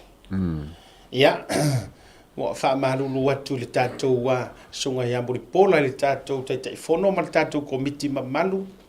O le pola wa utango whaapu te isi le tātou whaasisilanga ona e tonu le whaaprakalafa le na sau le tātou. Le tātou whaasisilanga. Ia, ai o sa ia mawhai ngā le vea o Samoa. Ia, sua ia le tuli, e pei o le tala, i le mawhaenga na i pulotu e leto e tau pao ina, e se whamatalanga le komiti vai e ainga Fast Christ Church. Ia, su ia le matole niu, ia, ma vili le ifia maina e pei o upu e masaniai, ai whailo atu le tau sala le ainga Fast Christ Church. Ia, o le ainga Fast Christ Church, wa a ele tō whā i le sunga mulpona le te fono, ia ai meise fo i o le lau mamalu. Ina ia whaia se la tō wha moemoenga o se la tō tau sala. Se la tau sala night, ia po se la tō pō siva. Ia, e sa ili ai ia se leni. Ia, e fisoa soa ni ai ele ngata o le whainga malanga i Samoa. Ai meise fo i o le umusanga me tūlanga umolo iai. Dea lai wha pupu oima o atu le tātou wa whaaside silanga le nei. Wō, mapa anga malava o e lango o members fo i o le stala i la lo i Christchurch. Ia Tautuana ma o tau le tātou tau sala le ainga fast whamore mole e talia ma le fia so o se fōa i tupe. Pe te le, pe i titi, e tāua le anganga lango. O sina se leni e whai i masao le tātou nuu, po o le tātou mata whale ainga Fast Christchurch, e fesoa ni ai i le fausia ina o le maota po le ofisa tu tonu o le tātou ainga Fast i murino. O le awhaia le nei tau sala i le aso toanai a sau i le vai aso fou aso se furu ma le ono. O le masina le nei i le ono i le afiafi i le se furu i le po. No foanga, lotu a le kana Anglican Church, Lua St. John Street, Woolston. Tulimanu po le kona of Ferry Road and St. John Street. Ia na ua whaamarino atu mo. Tau whaamare mo le lava, whaafso ta i le telefonia le teitei fono o lua tasi. O lua tasi, o valulua toru o 5 mo nisi whaamatalanga a tili. Upo e masania i la inga malosi a e loa wisi ulepa. O te iloa foi oe i tonga mau. Whaafitai taitai fono ma le komiti a inga Fast Christ Church. Ia, whaafikai lava. Fato a sauleo se whaasisilanga si vahenga lea la inga Fast Christ Church. Ia, o le ngalo le whaamoe lea, ia, o le poa na nei ma le aso a tai au. Le tātou special lea mo for Mother's Day, ia ma ia King Falai. Ia ma le tātou deal o le animal fries. Ia me se foi o le tātou island barbecue plates. Ia address le na utu na tuilunga ma le taimi a mata na nei li mai le afiafia nga le se furu i le po nei matai au. Ave i ele tina. Ia e tau mafa. Sana barbecue a me se sa animal fries. Ia o le si tātou whasisilanga Fast Victoria ainga o le tātou siva io e ale tātou Fast Victoria ainga o le taule lea band featuring DJ Jared. Ja, o le address Mountain Community Hall i Victoria po o Melbourne. Aso e whaiai aso lua suma le tolu o me, lua fe lua suma le ono no ingol vai aso i ona tua. Siva Samoa, maua tātou whailonga, ia pei o le manufata, pusa pisupo, pai lo povi, aisi mea whapena i tātou lulu e whaia fo i le afiafi, ia pok mamau aisa ue vanga na i le whaamoe o le Fast Victoria ainga. Ia, ma le tātou whaamaisenga, o le whate ia uru vai aso na lela. Oi. Yes. Okay, los, kama si. O whate ia lava ina ua tau mai ua tu ua le malope ua whaamana vaina le tua ia ngā ruenga fo i a le sunga ia Michael le toa Brown.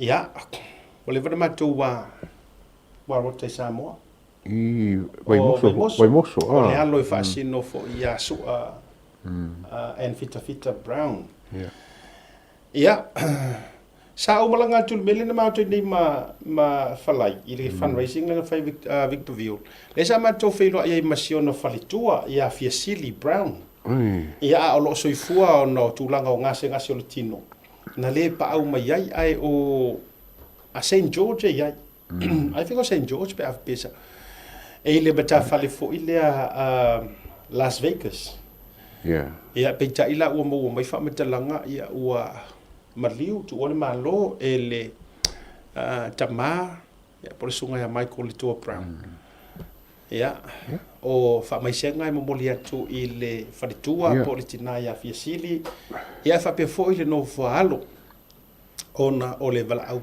le tua i le au ona fo fa mai senga fo i ko finge ya Madeline yes Utah o le address la le na e fa taunu ui nai ia le pe au fa mavai mo le silafia le totele ia i America be se fo i Utah ia na watu ina tu lunga ia mo le toi fo ia fa mai senga ia disi fo fa na to finge ya Lisha ia me se fo yo alema fa pe fo ia Daniel ia manisi fo ia ai me se fo o usoma to fa fine la to fo lo so fo pe fa mai se ia le tatou por kalame ia ona ole tulanga ua mo mai il tala watu ole malo ole fionga ya afutai Michael Brown ole sofa mataile na afutai Michael Brown ia asanga fo e winga mali tulanga fo i sa ia le taimi fo i Samoa ia ma o America la vale fa mo tu ia mai se ile nga ole tua ainga mi se fo tina to e fiasili o fo le loto tele se fo fa nau ia il nei fo taimi Michael afutai Michael Leato Brown that's the one ia tatou malologa a foi mai fa feilo ai ia le fionga totoli i lungo le proclame ne vanga fiafi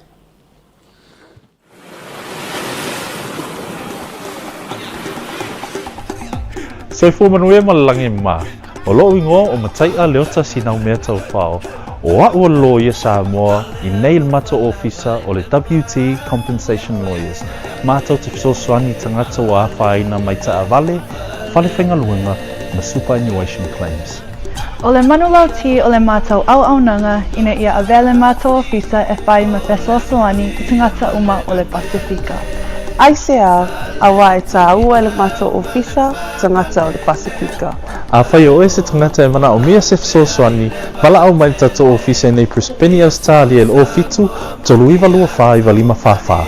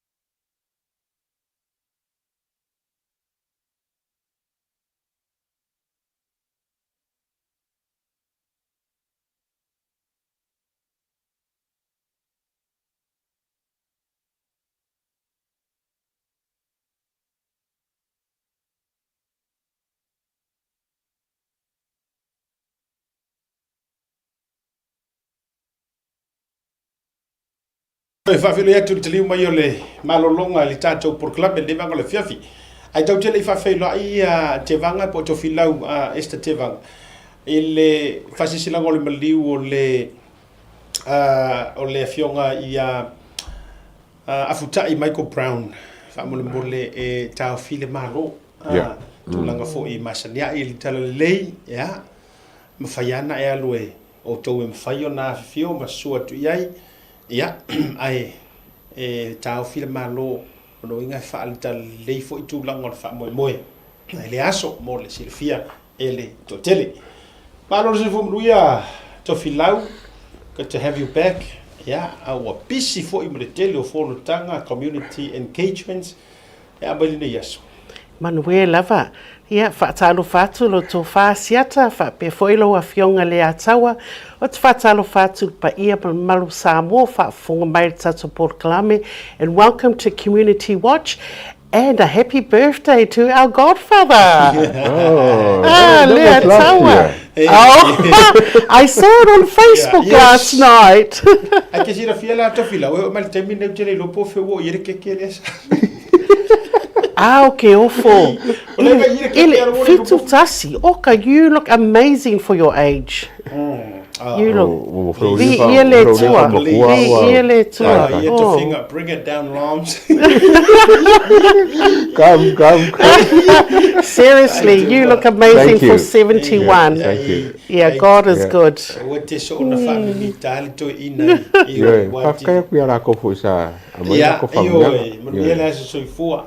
Ole soga le ataua po Godfather. Tatou aluloi nei vaenga taua po ole tatou community fo ile nei vanga le fiafi fa mo le tu filau. Yes, our updates for this evening, this week. United States, China and Taiwan will be invited to the next year's Pacific Island Forum talks when New Zealand hosts. Last year, a total of 21 donor countries were blocked from attending the summit from Solomon Islands. PM Jeremiah Maloney, including the US and China. This year, Palau is hosting the 55th Leaders Meeting. Vavasamanea Winston Peters said New Zealand stand ready to assist Palau and wants to attract development partners. Mana ya Ioi. Mana ya le vala audia le la lumbo. America China ma Taiwan. Everyone. Yeah, I think it's very exciting. Wow. Ye ke lo foi le policy o le Pacific Island Forum. Friends to all and enemy to none. I don't know Taiwan was like. Well, mangai foi le mene le yava vasamana because it's about emphasizing the partnership. It's very vital for maintaining the relationship. Especially what's happening right now with our oil. So it's very important that New Zealand aim to restore the regional inclusiveness and that influence our global engagement. So I think it's a really good thing. Taua, mantua foi ali taua ma tovilau. Se o taua tato militino foi mangalo lue fatas o le kau ke sa vali luma. Ia ga bo ia fo ile tulanga ai au ko songa mali di kele ia fo ga le pe ia le o le toinga me foi na no vai mai ia America me sia tu pe ia le tatou palau. Ale mele lei fo o vavasamana you know that he looks after our Pacific. So New Zealand, you know, he's bound to also ensure that it's covered more kako uma, especially when we're up against all Leaku Kikeli or China ma Amerika. E te sira fiele ia taua ma tofilau. Ke le o le suinga o le toi ina o vavasamana ia le ua iai. Fatusa isi fo I tausanga ma e pe fo ringa mai o le ua ulu le leile suafa vavasamanga ia. Fatua o matuatu wa le toi ina mo tatou Pasifika ma tulanga me se fo ia tatou community. Well, older and wiser, whatever kaukua ia vavasamanga ia fo I kongo por kiki ngosila. Ai o le fo ma ke le inga ka ua mengi o votes. Wai kusa le vote Amerika ma le vote Palau. Ma le vote Kongo ma le vote Samoa. E le whape akere Amerika kono le ngia ko vote sa. Kasia. Tasia lau ekis. Kusa le vote Samoa ma le vote Amerika. Sa ole leng. Mana ia la mo tau sang fou ia. Soli. Something to look out for. Ia wala ngai o kwa sang fou la e parmia ia. O ila e presking ia Donald Trump. Tongo winga fefe ia ka ko sila karinga malo kai me saur ka malo ngi. Wow. Ia, o se vainga telefone na wala ngole foi la afar tau sanga ile toi mamau le na fu. Sa ole le. Clinton foi wo mai ia. Masano. Clinton. Ia. Se uma toi tatu e tau io. That's something to look forward since New Zealand's actually hosting. Ia, ia. Ia tele. Okay, and next we have the ACT Party is proposing a shake-up on immigration policy to work for New Zealand. Deport serious offenders no matter how long they have been in New Zealand. Skilled visas for skilled jobs expired every year. Opportunity, not dependency, 5-year stand down for all resident visas. A fair contribution for infrastructure. Introduce a $6 per day surcharge on temporary work visas. Stronger English language requirements. Enforce the rules. There are 20,980 known overstayers. Oka. Olo. Kau kia. Oir kako kama, oir kama lea. Oir kako kama. Oh, David Seymour. David Seymour. What are your thoughts? I ngā tau whaofi o. Yeah, well, my thoughts, there's good policies and also worried about some of the other factors that he's actually put there. O ngumela kasinga, deport serious offenders no matter how long they've been here in New Zealand. Yeah, I guess old criminals. Ele leiki poki lau vainga, ole me fo inene whai Australia. Any of the offenders, they deport them back here to New Zealand. So why shouldn't we do that? I think it's something that we don't need here in New Zealand. So for that reason, those are the serious offenders. We absolutely don't want offenders. Makanga whapenga I kako akunguwa. Ioi. No, okay, lango ngam ka. Ave se ka hoi wo kere la ko tulafono. Yeah. Tau toi fo ile tunu una. Na wai. I think just recently mo ba ko I ka ko fa fo I konga. O tonga ye le alu le ile toi fa fo I tonga. Ia ma ua o vai to fo ua fai matulanga la matia. O tonga lava ye tulanga o fala o fa saina. Le na ile si article no vai to mai lunga o se tustala to mai tai tustala le sa fa fe fa mata. Le ona to tango tu sini tala winga I tulanga. O kengi fo I fa pe o la bua. O atu tonu tonga male operations I tonu tonga. Yeah. Okay, loa le mo tātou Samoa utilising the Treaty of Friendship, which mo Samoa, the quota. This is the best way mo Samoa people to actually gain residence into New Zealand. So I think, that's one way that we should ngā mokako entering into this country.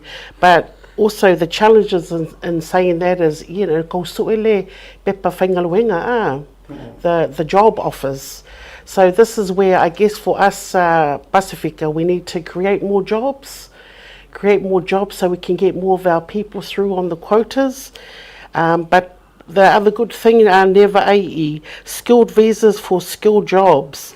So ngaka for lako qualifications bill for mai or any of the professional job, e mawhai maua lako visa to eo mai I New Zealand. Mana ia le tūlanga le vanga. Asisila nei le atua it's a topic kau ke discussing al melea. Le atua ma tofilau. Asisila nei whawhitau line me sela vanga le au koe ki poki le ka koe ki poki la ko kungu. Now, e lua tu ai ngā ki poki e kanga kai lo utal tununga. O ki poki le fa overstayers. Mar koe ngā ki poki la le ave ele overstayers ai o ngā e fua I mo le tulafono. Lono winga e fallinga mai o la ole status o kanga ka le wa ave. O la ngo fo mau po la sikiseng. Ai ona o le onga o lana sori ngā tulafono. Lea ua according I tulafono I uka sui ngai fo e New Zealand. Le la pe toi ave esei upula le revoke ave esei lona ai ole maliela o le tu le onga o le mana I o le vaenga le fa toi la uita ko sa ole o le mafai ngi usila po Australia nga handle le problem le ona umale na tuli o fasalanga o tangata ko e kuri I konga po Samoa ai mana tu mai o kanga karngi ele I ola fakasi o le te tala noa o le tipo tifo ile le nga sau ola kiki ona avatu le ni kako kama ia ku ngua ele umianga influence kanga kaya ai pepesi pe o le pandemic le adole aisa o lango tangata ye ko e kipoki these are serious o la ye ko ngeki cartels I ko inga kengi ke kele fo ie matulang o le faku penga ku na o le adu kanga kalea ko so le wa ese fo dinga menga o ngave ese aku ngi usila ele fia tio kele ngi usila mangisi fa afika o rio lea ale la ave fa pepesi fa ma ile mele ile sia ku ele o te serving of ia la to Nakele breeding ka ka. La nga o sia nga ka mai o sia una ta mai argument o te no fo ya ma u e peyele fe kauvi lo u ka ko hunga e fo linga peya me fo ile a o ka le va o ka ngolo ave le ka mai kikile la ka kama o ka le racing ave race lo ka ko fa finge ma nga la kulea wa ai maruanga ko ai marfanga o ro ka uso me ale o ka fia ka ika wa as long as wa ve se ko mo ka lima I don't know ke wa ai pauna o le vaenga ese ia na vatu le Samoa mana tua ele io la ingi o langa fa ka le lea ele I well equipped I kako wa o nga fa ngu o le la ku mar ko inga ma fa le ma fa fo ile ta to hadu ia nga na fa fengo fi o le la ku ma kwa ka fi ai o le ola le po ile la ku nga me fa kengi ya me fa penga how to make quick money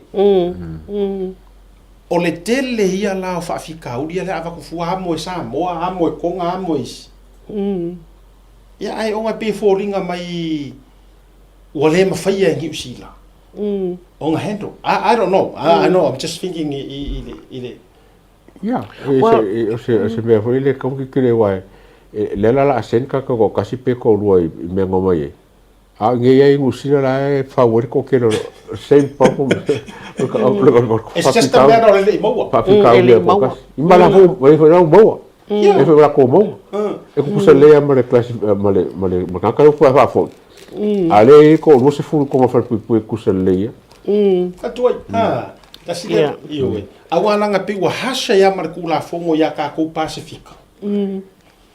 Ya pe wa hasha o pe o tatou wale pe o fa ma ai ma ia ma tor tulafono. Se pika fa ofia al actor. Ioi. It's that's what he's actually proposing to more the immigration.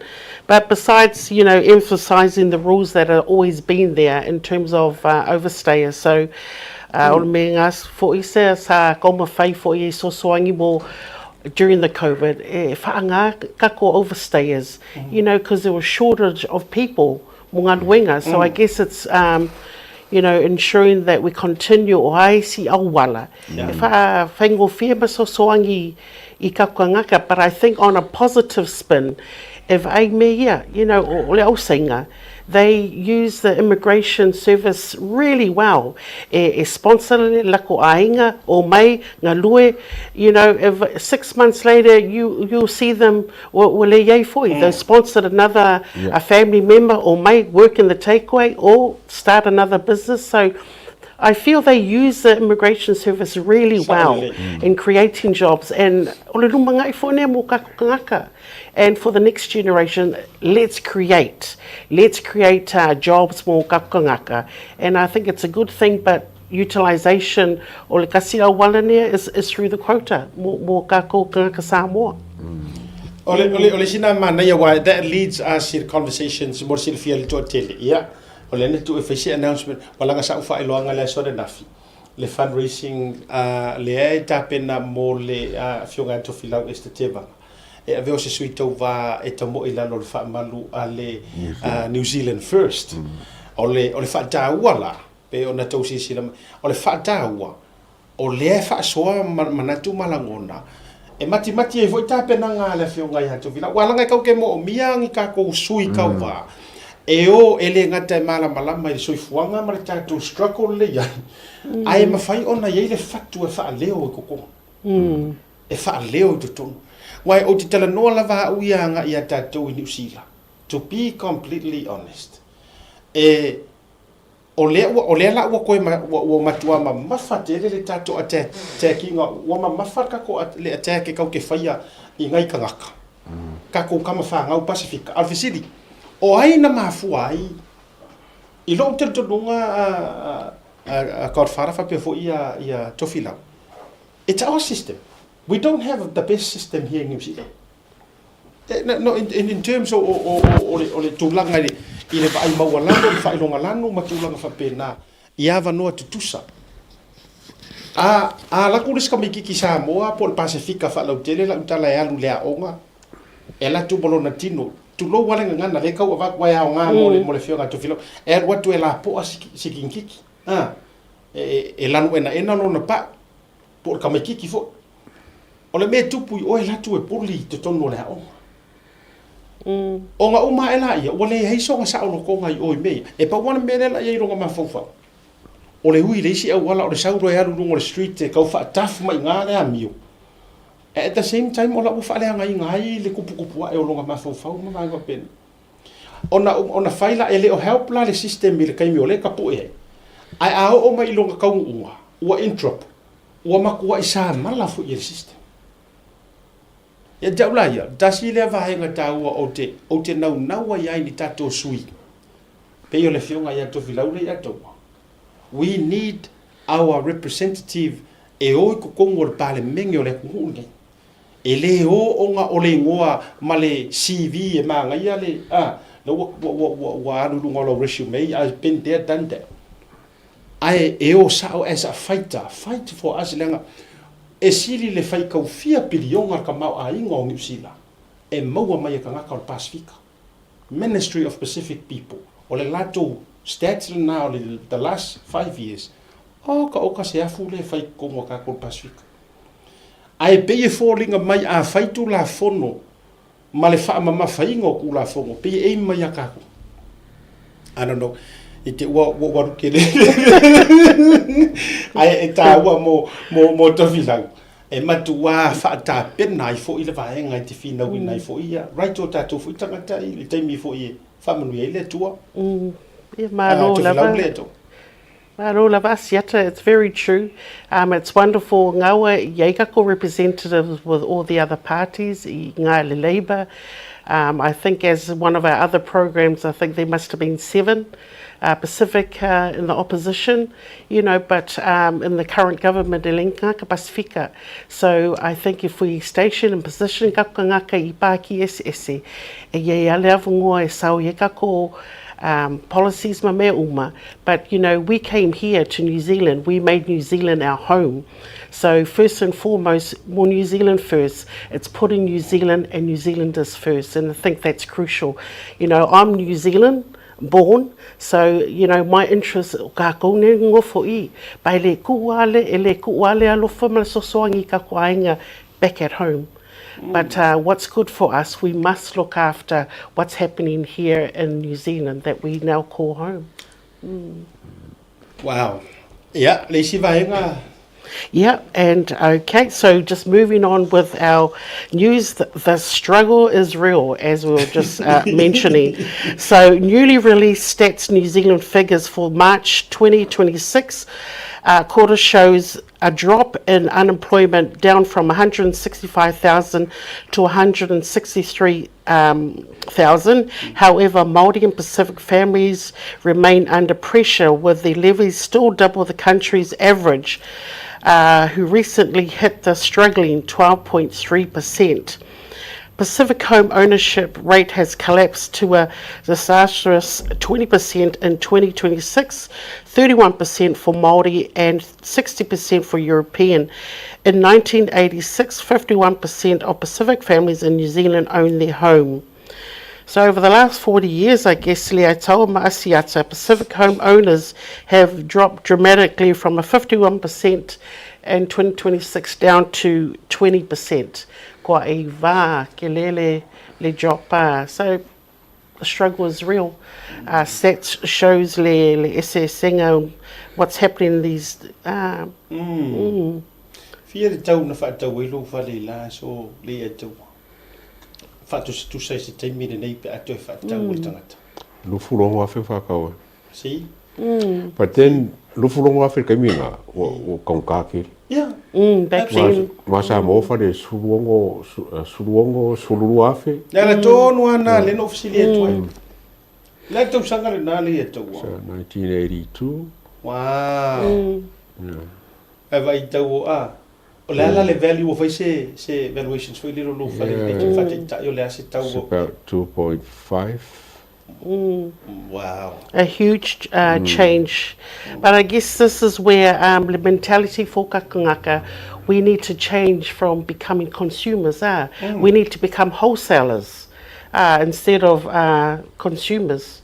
You know, o ka le mau landlords, ia o inkia, o sainga, ia o ai ngaka rent, ka kau Pasifika, o aku I takeaways, ia o au sainga. Take away or customers, main kako. So this is where change kako mentality, and we build becoming employers instead of employees. And this is where I come back to, you know, I'm about inspiring kakungaka, become business people. We have a lot of gift talents, but we need to utilize, the Ministry of Business, Pacific Business Trust. You know, how many businesses have they helped out in New Zealand? Yeah. So that's a good question, because ai alu I ota I Papatoi, o mau Indians or shop owners. So, you know, you think going to Mangele Mautara, all you see is mainly Pacific people own their business. So we need to also change the mentality. Mo kako mo lumangai. Lumangai mo kako mo kako whāngau.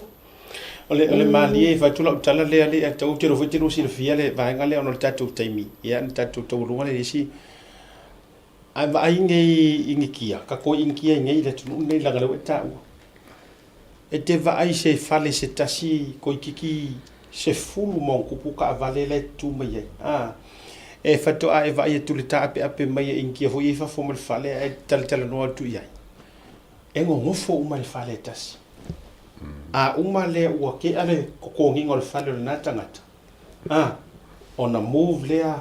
Kusai, le mea lea le upu lea o tatou, o le tele o tatou vaonga ngana e whao ngai mene, o le mea o le tatou le toi ola yuna. Le upu lea o le lima whaatasia maa isi a venga.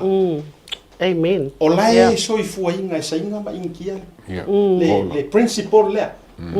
Ngofo whaakasi, maua ki posi o le fale o lea, me iranga. O ifo faile si uma me ai tatou Samoa mo whakasea mal whakafafa ai o ke loa ako Samoa ngo whakasea lo malo si malo kinga inga ai uma inga ai o la lau mai lo ai kupe la lau mai le whaapolonga whatuai o le mafia fia o le mele o le loto ele anga ia tatou ma le mele o le whelau toa. Okay.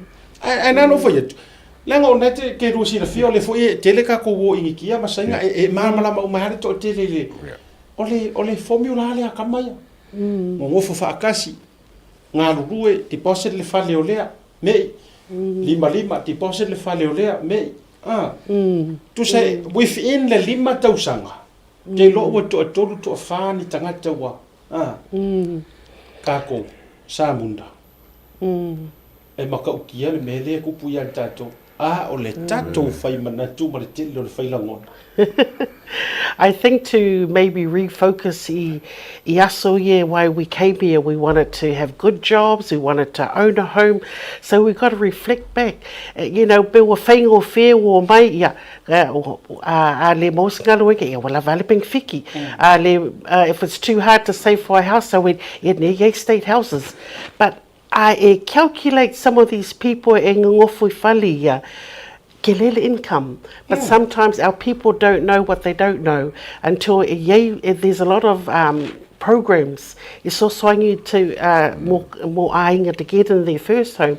If you calculate some of the kids' income, and it comes to about 80,000, that's a good starting point mo ainga year to start saving. You know, if you don't have a vision, perish, like they say. So we need to dream that dream and know that where there's a will, there's a way, that we can actually dream in that and one day own our own homes. But it's about working together. I know i kako community, e kele me le lo kakangaka, and this is why we continue to advocate to pave them where the help is more local, more youth group, more sports group. There's so much more ele lo kakangaka, but it's always been here.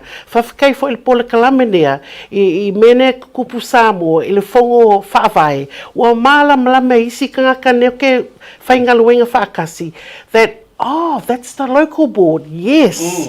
Fongo whaavai is the version, what is the local board, ne cafe, le susu melemeli. So this is where we can use and continue to teach our people how to tap into, to make the projects a lot easier rather than coming out of your own pocket. But we will get there. Better together, it's a work in progress mo kako. Mai le komegi a Chantel la wharewa ai. Mai sa, we are broke, but too proud. Le winga lai yo e mai le tūlanga foi le Pride is a sin. And let's say me mo sometime, you know. So proud. Yeah. Orisi me o vuio mai asie in kia mo sainga me. O ka fai pisingisi. Iyo. E mai foi la e ala ko me. O mai marco inga mafo mentality nga fai me. O Samoa. E o mai foi mar mentality le. Ai nga o mai ai o le fai feʻau fevaavaia. Mana tua o puia o ke ka ko makua ia so ele ia taua ma.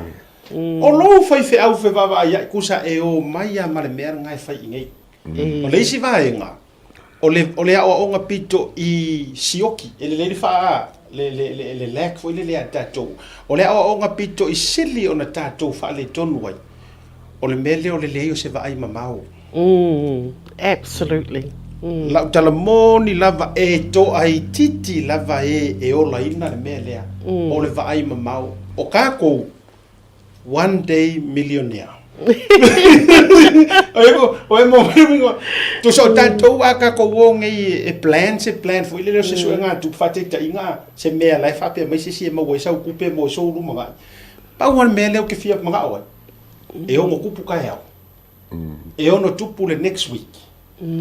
E tau mai loa e 5 tausanga se furu kausanga e plan na le mele fa o le alunga ngai ki fiu ko eu. But asiata mele atawa, this is why it's very crucial mo kakangaka, because it's only going to get worse. It's only going to get worse with the living cost and everything. This is why we need to stand together, and no matter what political party you are, but Ois Kangaka Pacifica, you know the heart. You know the heart of kakangaka to actually try and make a difference and to be influenced. Okay, whawhikaya wawasamanaya, because langa gave me le restoration of Samoan citizenship that I decided, I went, Esele Loko Pacifica, he had a heart for our people, more so I le visa in there with an eye. So you can see what, you know, he has that heart for our people. So no matter what corner you're at, but it's about progressing all of our people moving forward. And we've got to make that generation shift mo le lumangai o kakameki kakoainga for the future. Last. Yes, and finishing off with some great news. Wonderful to attend the witness of a lot of our Samoan diaspora and students from Samoa graduating. Shout out to Awhionga Misa, Dr. Mary Asi o Matanofo Falelatai, graduating with a doctorate. And congratulations to my niece, Luaboa Malo, Beatrice Maua Lauvao of Molia and Laroma Lava, graduating from Bachelor of Property. So it was a wonderful occasion. But Rokasi Foimea, there was hundreds and hundreds of graduates.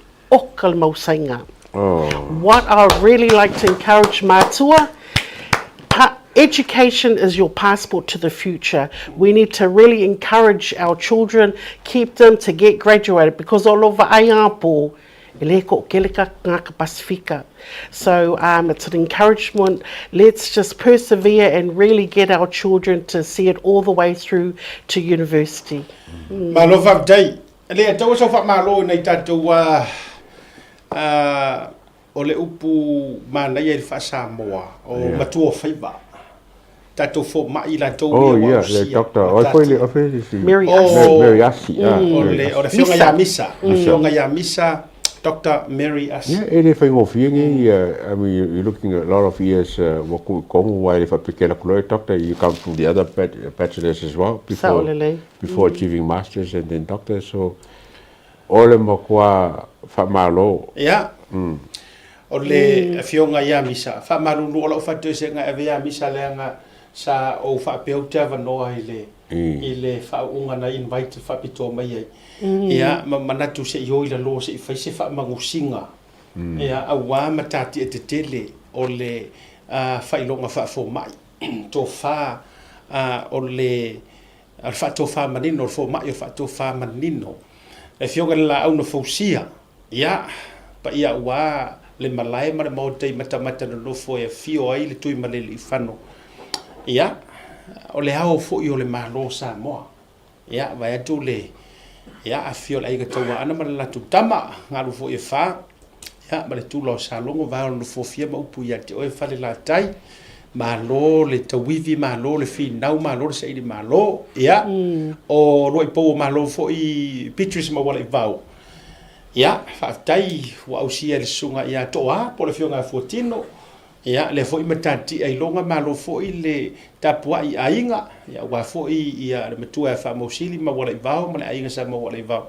se yuli taito ma le fo yali ya mi se fo po fito le falo le mali to ma matangi ya ma lo fa to ya wa fo i tapua inga ya wa umar tato wa last le tato wa one ngalo sa ticket yes there you go asorufuru have it on for molia car. Yes, on the 27th. La lava le taimi ya lima sutala e fa ale fo lo sa lo lango ma le sao wa fo fa ta penanga. Le tasi ni o to mo mia ko inga sui fa pe ko ke vei o i la lo rin kongi. E le mo mia ni sui fo i o ka wa ver pacifica e o i o e me e yo o free visa ma le mai inkia e yo ka ko free visa. Ja, so sani fa moi fo. Ja, fa tai tere to filau ne va fi fa tai godfather ja il tatou por kalami. Momolia toi malo faanga o le aso sautina ona o le tarasi por kalami ne va yaso. Oi, ya fa fele skonga. Ka ko kala moi o le skonga i. Le yo ka ko fa ka ngor fa au singa ia. Yo. Ai ona le aso to firi nei, aso to na as valele tai au to mai ma to se yo ka pengar fa au.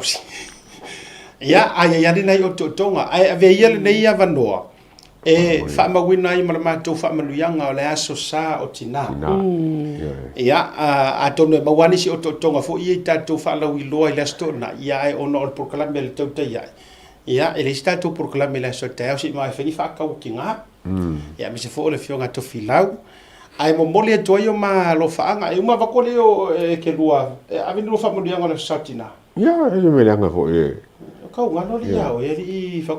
Mother's Day Auntie Cinda before Auntie Paisy. Yeah, Katrina fo. Ala nga pi ka Katrina mai pi ke ka ke i fo dis. Me ra ke i fo. Que me masangi. Ai Katrina. Ai ka mira fo mai. Yes, I'd like to wish all the mothers out there a happy Mother's Day, but particularly to the single mothers who also play the role as mother and father in the family. Ya, mole toi mo lo fanga fa budianga. Mai le fionga le li porsilio le tato o nanga le fionga ya anai ya fui mono ma le fritua ya Sahara. Mole toi ya fa budianga o le sautina. Mo o to malava tina lo fa fo mai ia si tina fo ia Mele, ia, happy Mother's Day. Ia te fo tina fa tai fo I le anga le lei o le tua. Ia ua siria malvaru se fulu o tau sanga o lo mupere marosi. Ia me se fo ia o le tina ia fonga I Samoa. Ia o antifala ma uto umalava. Ia o lo o tau o ni tina. Ia ele tau tō lau atua tina walanga I toi arwiri si fai tū lal program. Ai se o tina fale anganga, hasta melody, molia tu fa manuianga o le asosa o tina. Ia ma tina uma se matou foi ministry. O tina u malava na iau antes foi ia Ioana msita I Samoa. Ia manisi o to uma tina matua ia tu ngai te lolo. Ia I Hamilton manisi ia o tina. Ia fa manuia atu. Le asosa o tina. Ia fa manuia foi ia langa ile o se asosa o te to lua. Okay. O le asosa o tina. La na no fa ia te piti tau sela te unga o Katrina. Yeah. Okay, ya familia muli fresa tina ya isi ya mana me totas ya hana ya happy Mother's Day mo for fia e ui ya ele se me alo for sokinga ai le se me sidi ya e o rua male fia oli le li yo makule moko Samoa ya o mai na fa tatou fa ausi last but not the least for Morekal ta fa ausi ka kofero inga mo kinga uma tina uma a sua tu yes there you go a mau discount se fulu tala discount mo tina sulu lima kala e sulu lima tala tau sa ai e al what to tai au fa taunia u ipu fa selima ona se fulu tala le fa si pekela ko mo kunga wosko lima ka suka o ta sa mo asto nai aso o le auto o savea o fa kau uso o le wori le la u wa fo o le fato no o male fingo o le supervisor o supervisor o savea ku mala u papa iluma e te afia tu lo ta vale fa io savea le pe io fu lulu lo papa le tawa io so le o ia advertising io ia le sa ku mala u papa iluma o to pai le se me ku i ku pai ia mo fanua fasingo ka vale kapaka no ngari di se fa se kau dia ka to filo ia le tai o le aso to na ia fio I fo ile fio ngale konsula ia tato filo ia fa tau se fa usi ia maru general sauti na maru weekend tato filo il verse fo seta le taua flau to fa se fo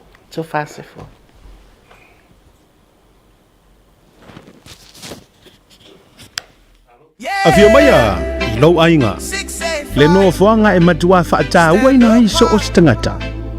Au e whaata pena I mono tu wa e zeato, siaki mua mua o pepa balanga I le malaiva le tele.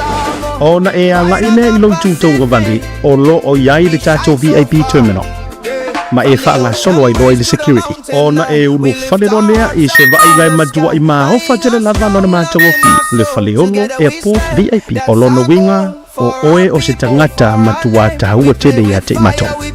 E te se e le malu o te tonu o mātou potu whaatalitali, ma mai moa I ata ti whanga whaafiafianga ma so o se porokalame I a mātou wala ata ese. O au mea inu uma ma tau mawha Samoa ese mo re taimi mua e te tau nuu mai ai, e le eiso na te tomu a o whaatalitali ai lau whai malanga ese atu. O nei whaamarianga uma e te maua I le na o le se lau sa lima tala mo tangata mātutua, ai lua so lima tala mo whanau I lalo sa lua tausanga. E paulava le mea te whaia o le totongi online, o na whaali leo lauri City I le taimi e te taunu ai. E te whaonga ina so o lava se vahenga o le VIP I le pito lunga po le pito I lana. Mo au whanotanga, Zoom, ia po ni mahalolonga popua o ta pena I lau whainga mlanga. E sili lava lau ainga monu, le Whanaiolo Airport VIP ko. We will not hide. Famalosi keep the flame alive. Samoa strong, we will survive. Yes, it's safe. Oi, go! Come with me. This is where our adventure begins.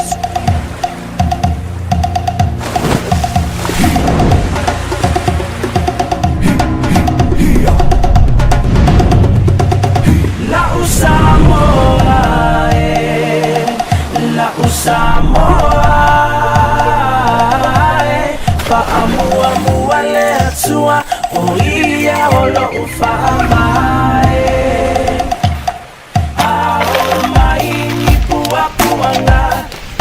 Fa'amalo si tu maupea O te alofa ia te oela u Samoa Tala Samoa Upelele anganga I say yo upese pese atu mafama tala Ele mafai upuna fama tala Ua numera tasi fo'i oe ile Pasifika La u Samoa La u Samoa Fa'amua mua le atua O ia o lo u fa'amai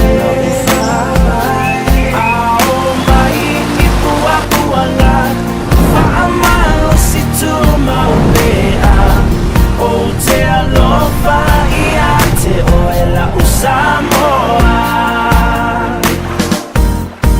Le mafai o nanamu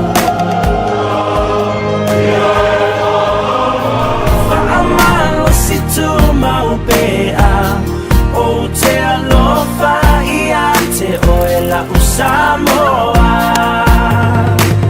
La u Samoa La u Samoa Fa'amua le atua O ia o la u whaawae Ao mai ni pua puanga Fa'amua si tu maupea O te alofa ia te You call it paradise, we call it home. This is Samoa. La u Samoa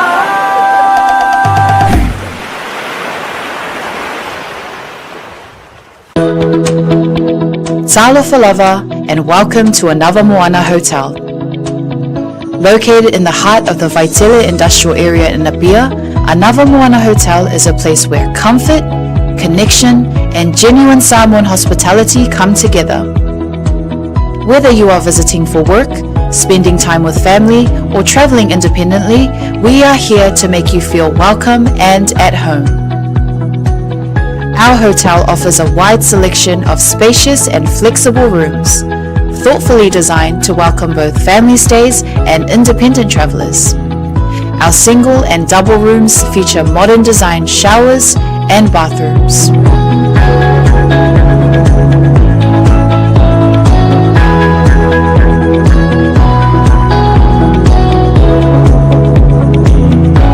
Our family rooms are generously sized and thoughtfully set up to accommodate families of all needs, offering a relaxed and welcoming space where parents and children can rest, connect, and enjoy quality time together after a full day. Designed with both comfort and practicality in mind, these rooms are ideal for longer stays and family visits. Another Moana hotel also offers well-appointed conference and function rooms that are ideal for meetings, workshops, family gatherings, and special events such as birthdays or weddings. Whatever the occasion, our spaces are prepared with care to support connection, productivity, and celebration. With restaurants and food spots conveniently located nearby, you'll be surrounded by great dining options and warm hospitality throughout your entire stay. Book your stay with us today and receive a special discount when you mention Hana, Asiata, or Martin upon check-in. Visit our website www.anothermoana.com.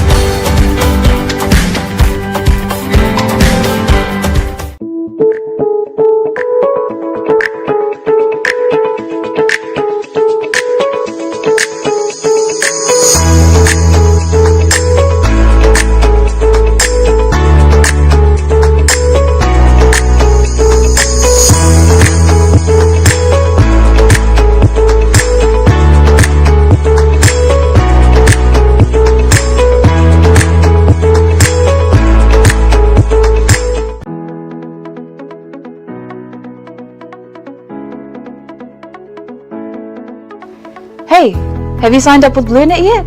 No? Well, let's fix that. Head over to www.bluenet.co.nz and hit join us today. All you need to do is fill in your name, date of birth, phone number, and a few other details. This helps us get you set up faster. We'll also need a photo of your ONT serial number and your modem. Not sure what an ONT is? Don't worry, this is what it looks like, and every house with internet has one. And make sure you have a valid ID and a utility bill or government letter to confirm your address. When you join BLUNET, you're not just getting fast, stable internet. You're also supporting shows like Tautai A'e, Breaking Waves, and Sports Salanoa. Your BLUNET subscription helps us bring you more content. If you sign up this month, you get $10 off your first 3 months. If you have any questions, call 0800 258 638. Join BLUNET today.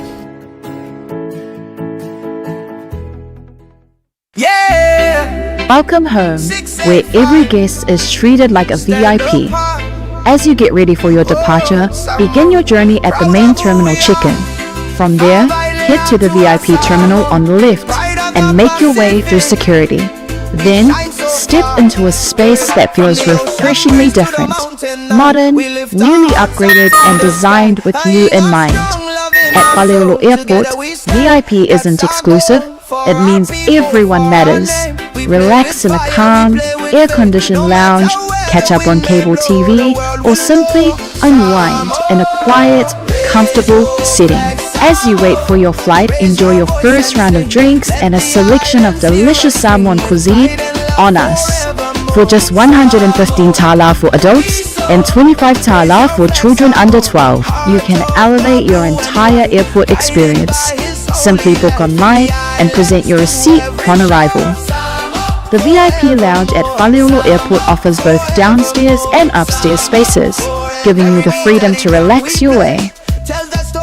Whether you're sending final emails, joining a Zoom call, or just seeking a moment of comfort before takeoff, this is your place.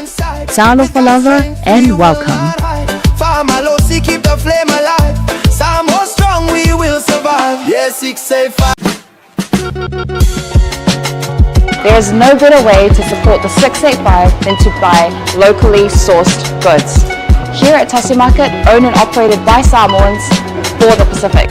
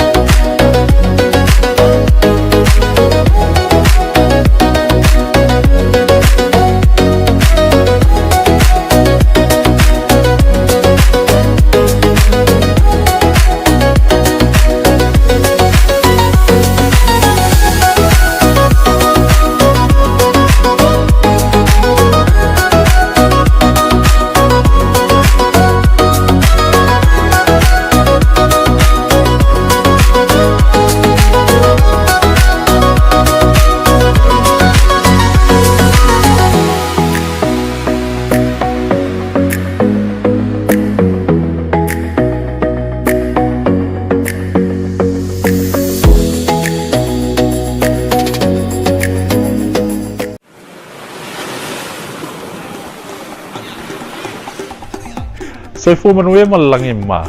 O lo ingo o matai a leo tasi mea tau whao. O a'ua lo ia Samoa I nei mato ofisa o le WT Compensation Lawyers. Mātou te fisosoani tangata o āwhaina mai ta avale, whale whengaluenga ma superannuation claims. O le manulauti o le mātou auaunanga ina ia avele mātou ofisa e whai ma faʻasoa I tangata uma o le Pasifika. Aisea, awa e tā ua le mātou ofisa, tangata o le Pasifika. A whai o se tangata e mana o mia se fisosoani, wala au mai tatou ofisa nei Prispeni Australia le o fitu, tolu iwa lua wha iwa lima whawha.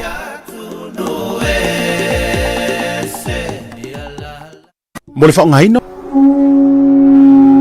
SMI Hardware is proud to be Samoa's leading provider of high-quality steel, metal, and roofing solutions. Colours inspired by the heart of Samoa, from the deep blues of our ocean to the warm natural tones of our fala and tapa.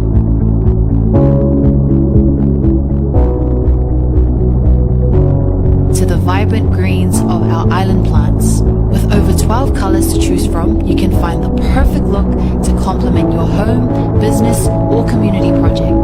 Built to handle the sun, salt, and storms with strength you can rely on for years. For durability and for style, SMI Hardware is your #1 choice. Oi, go! Come with me. This is where our adventure begins.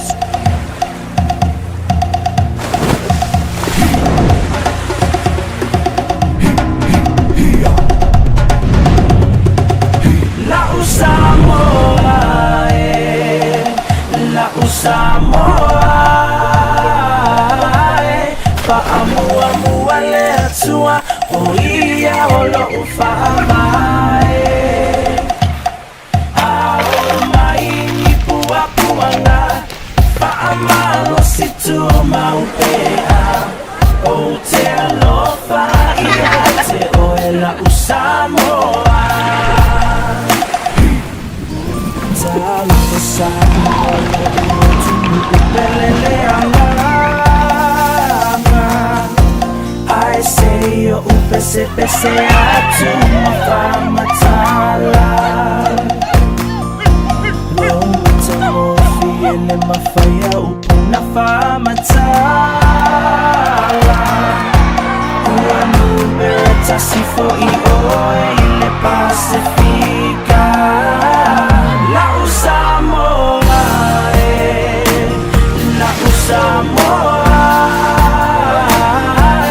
Fa'amua uale atua Molia olo ufa'amai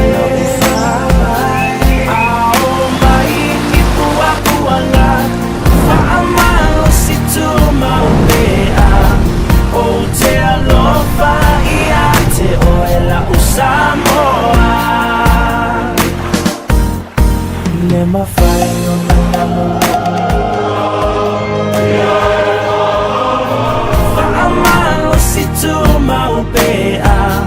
O te alofa ia te oela usamoa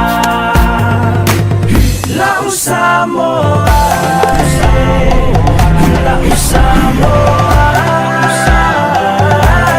Fa'amua le atua o ia o la ufaavae Ao mai ni pua puanga Fa'amua situ maupea You call it paradise, we call it home. This is Samoa.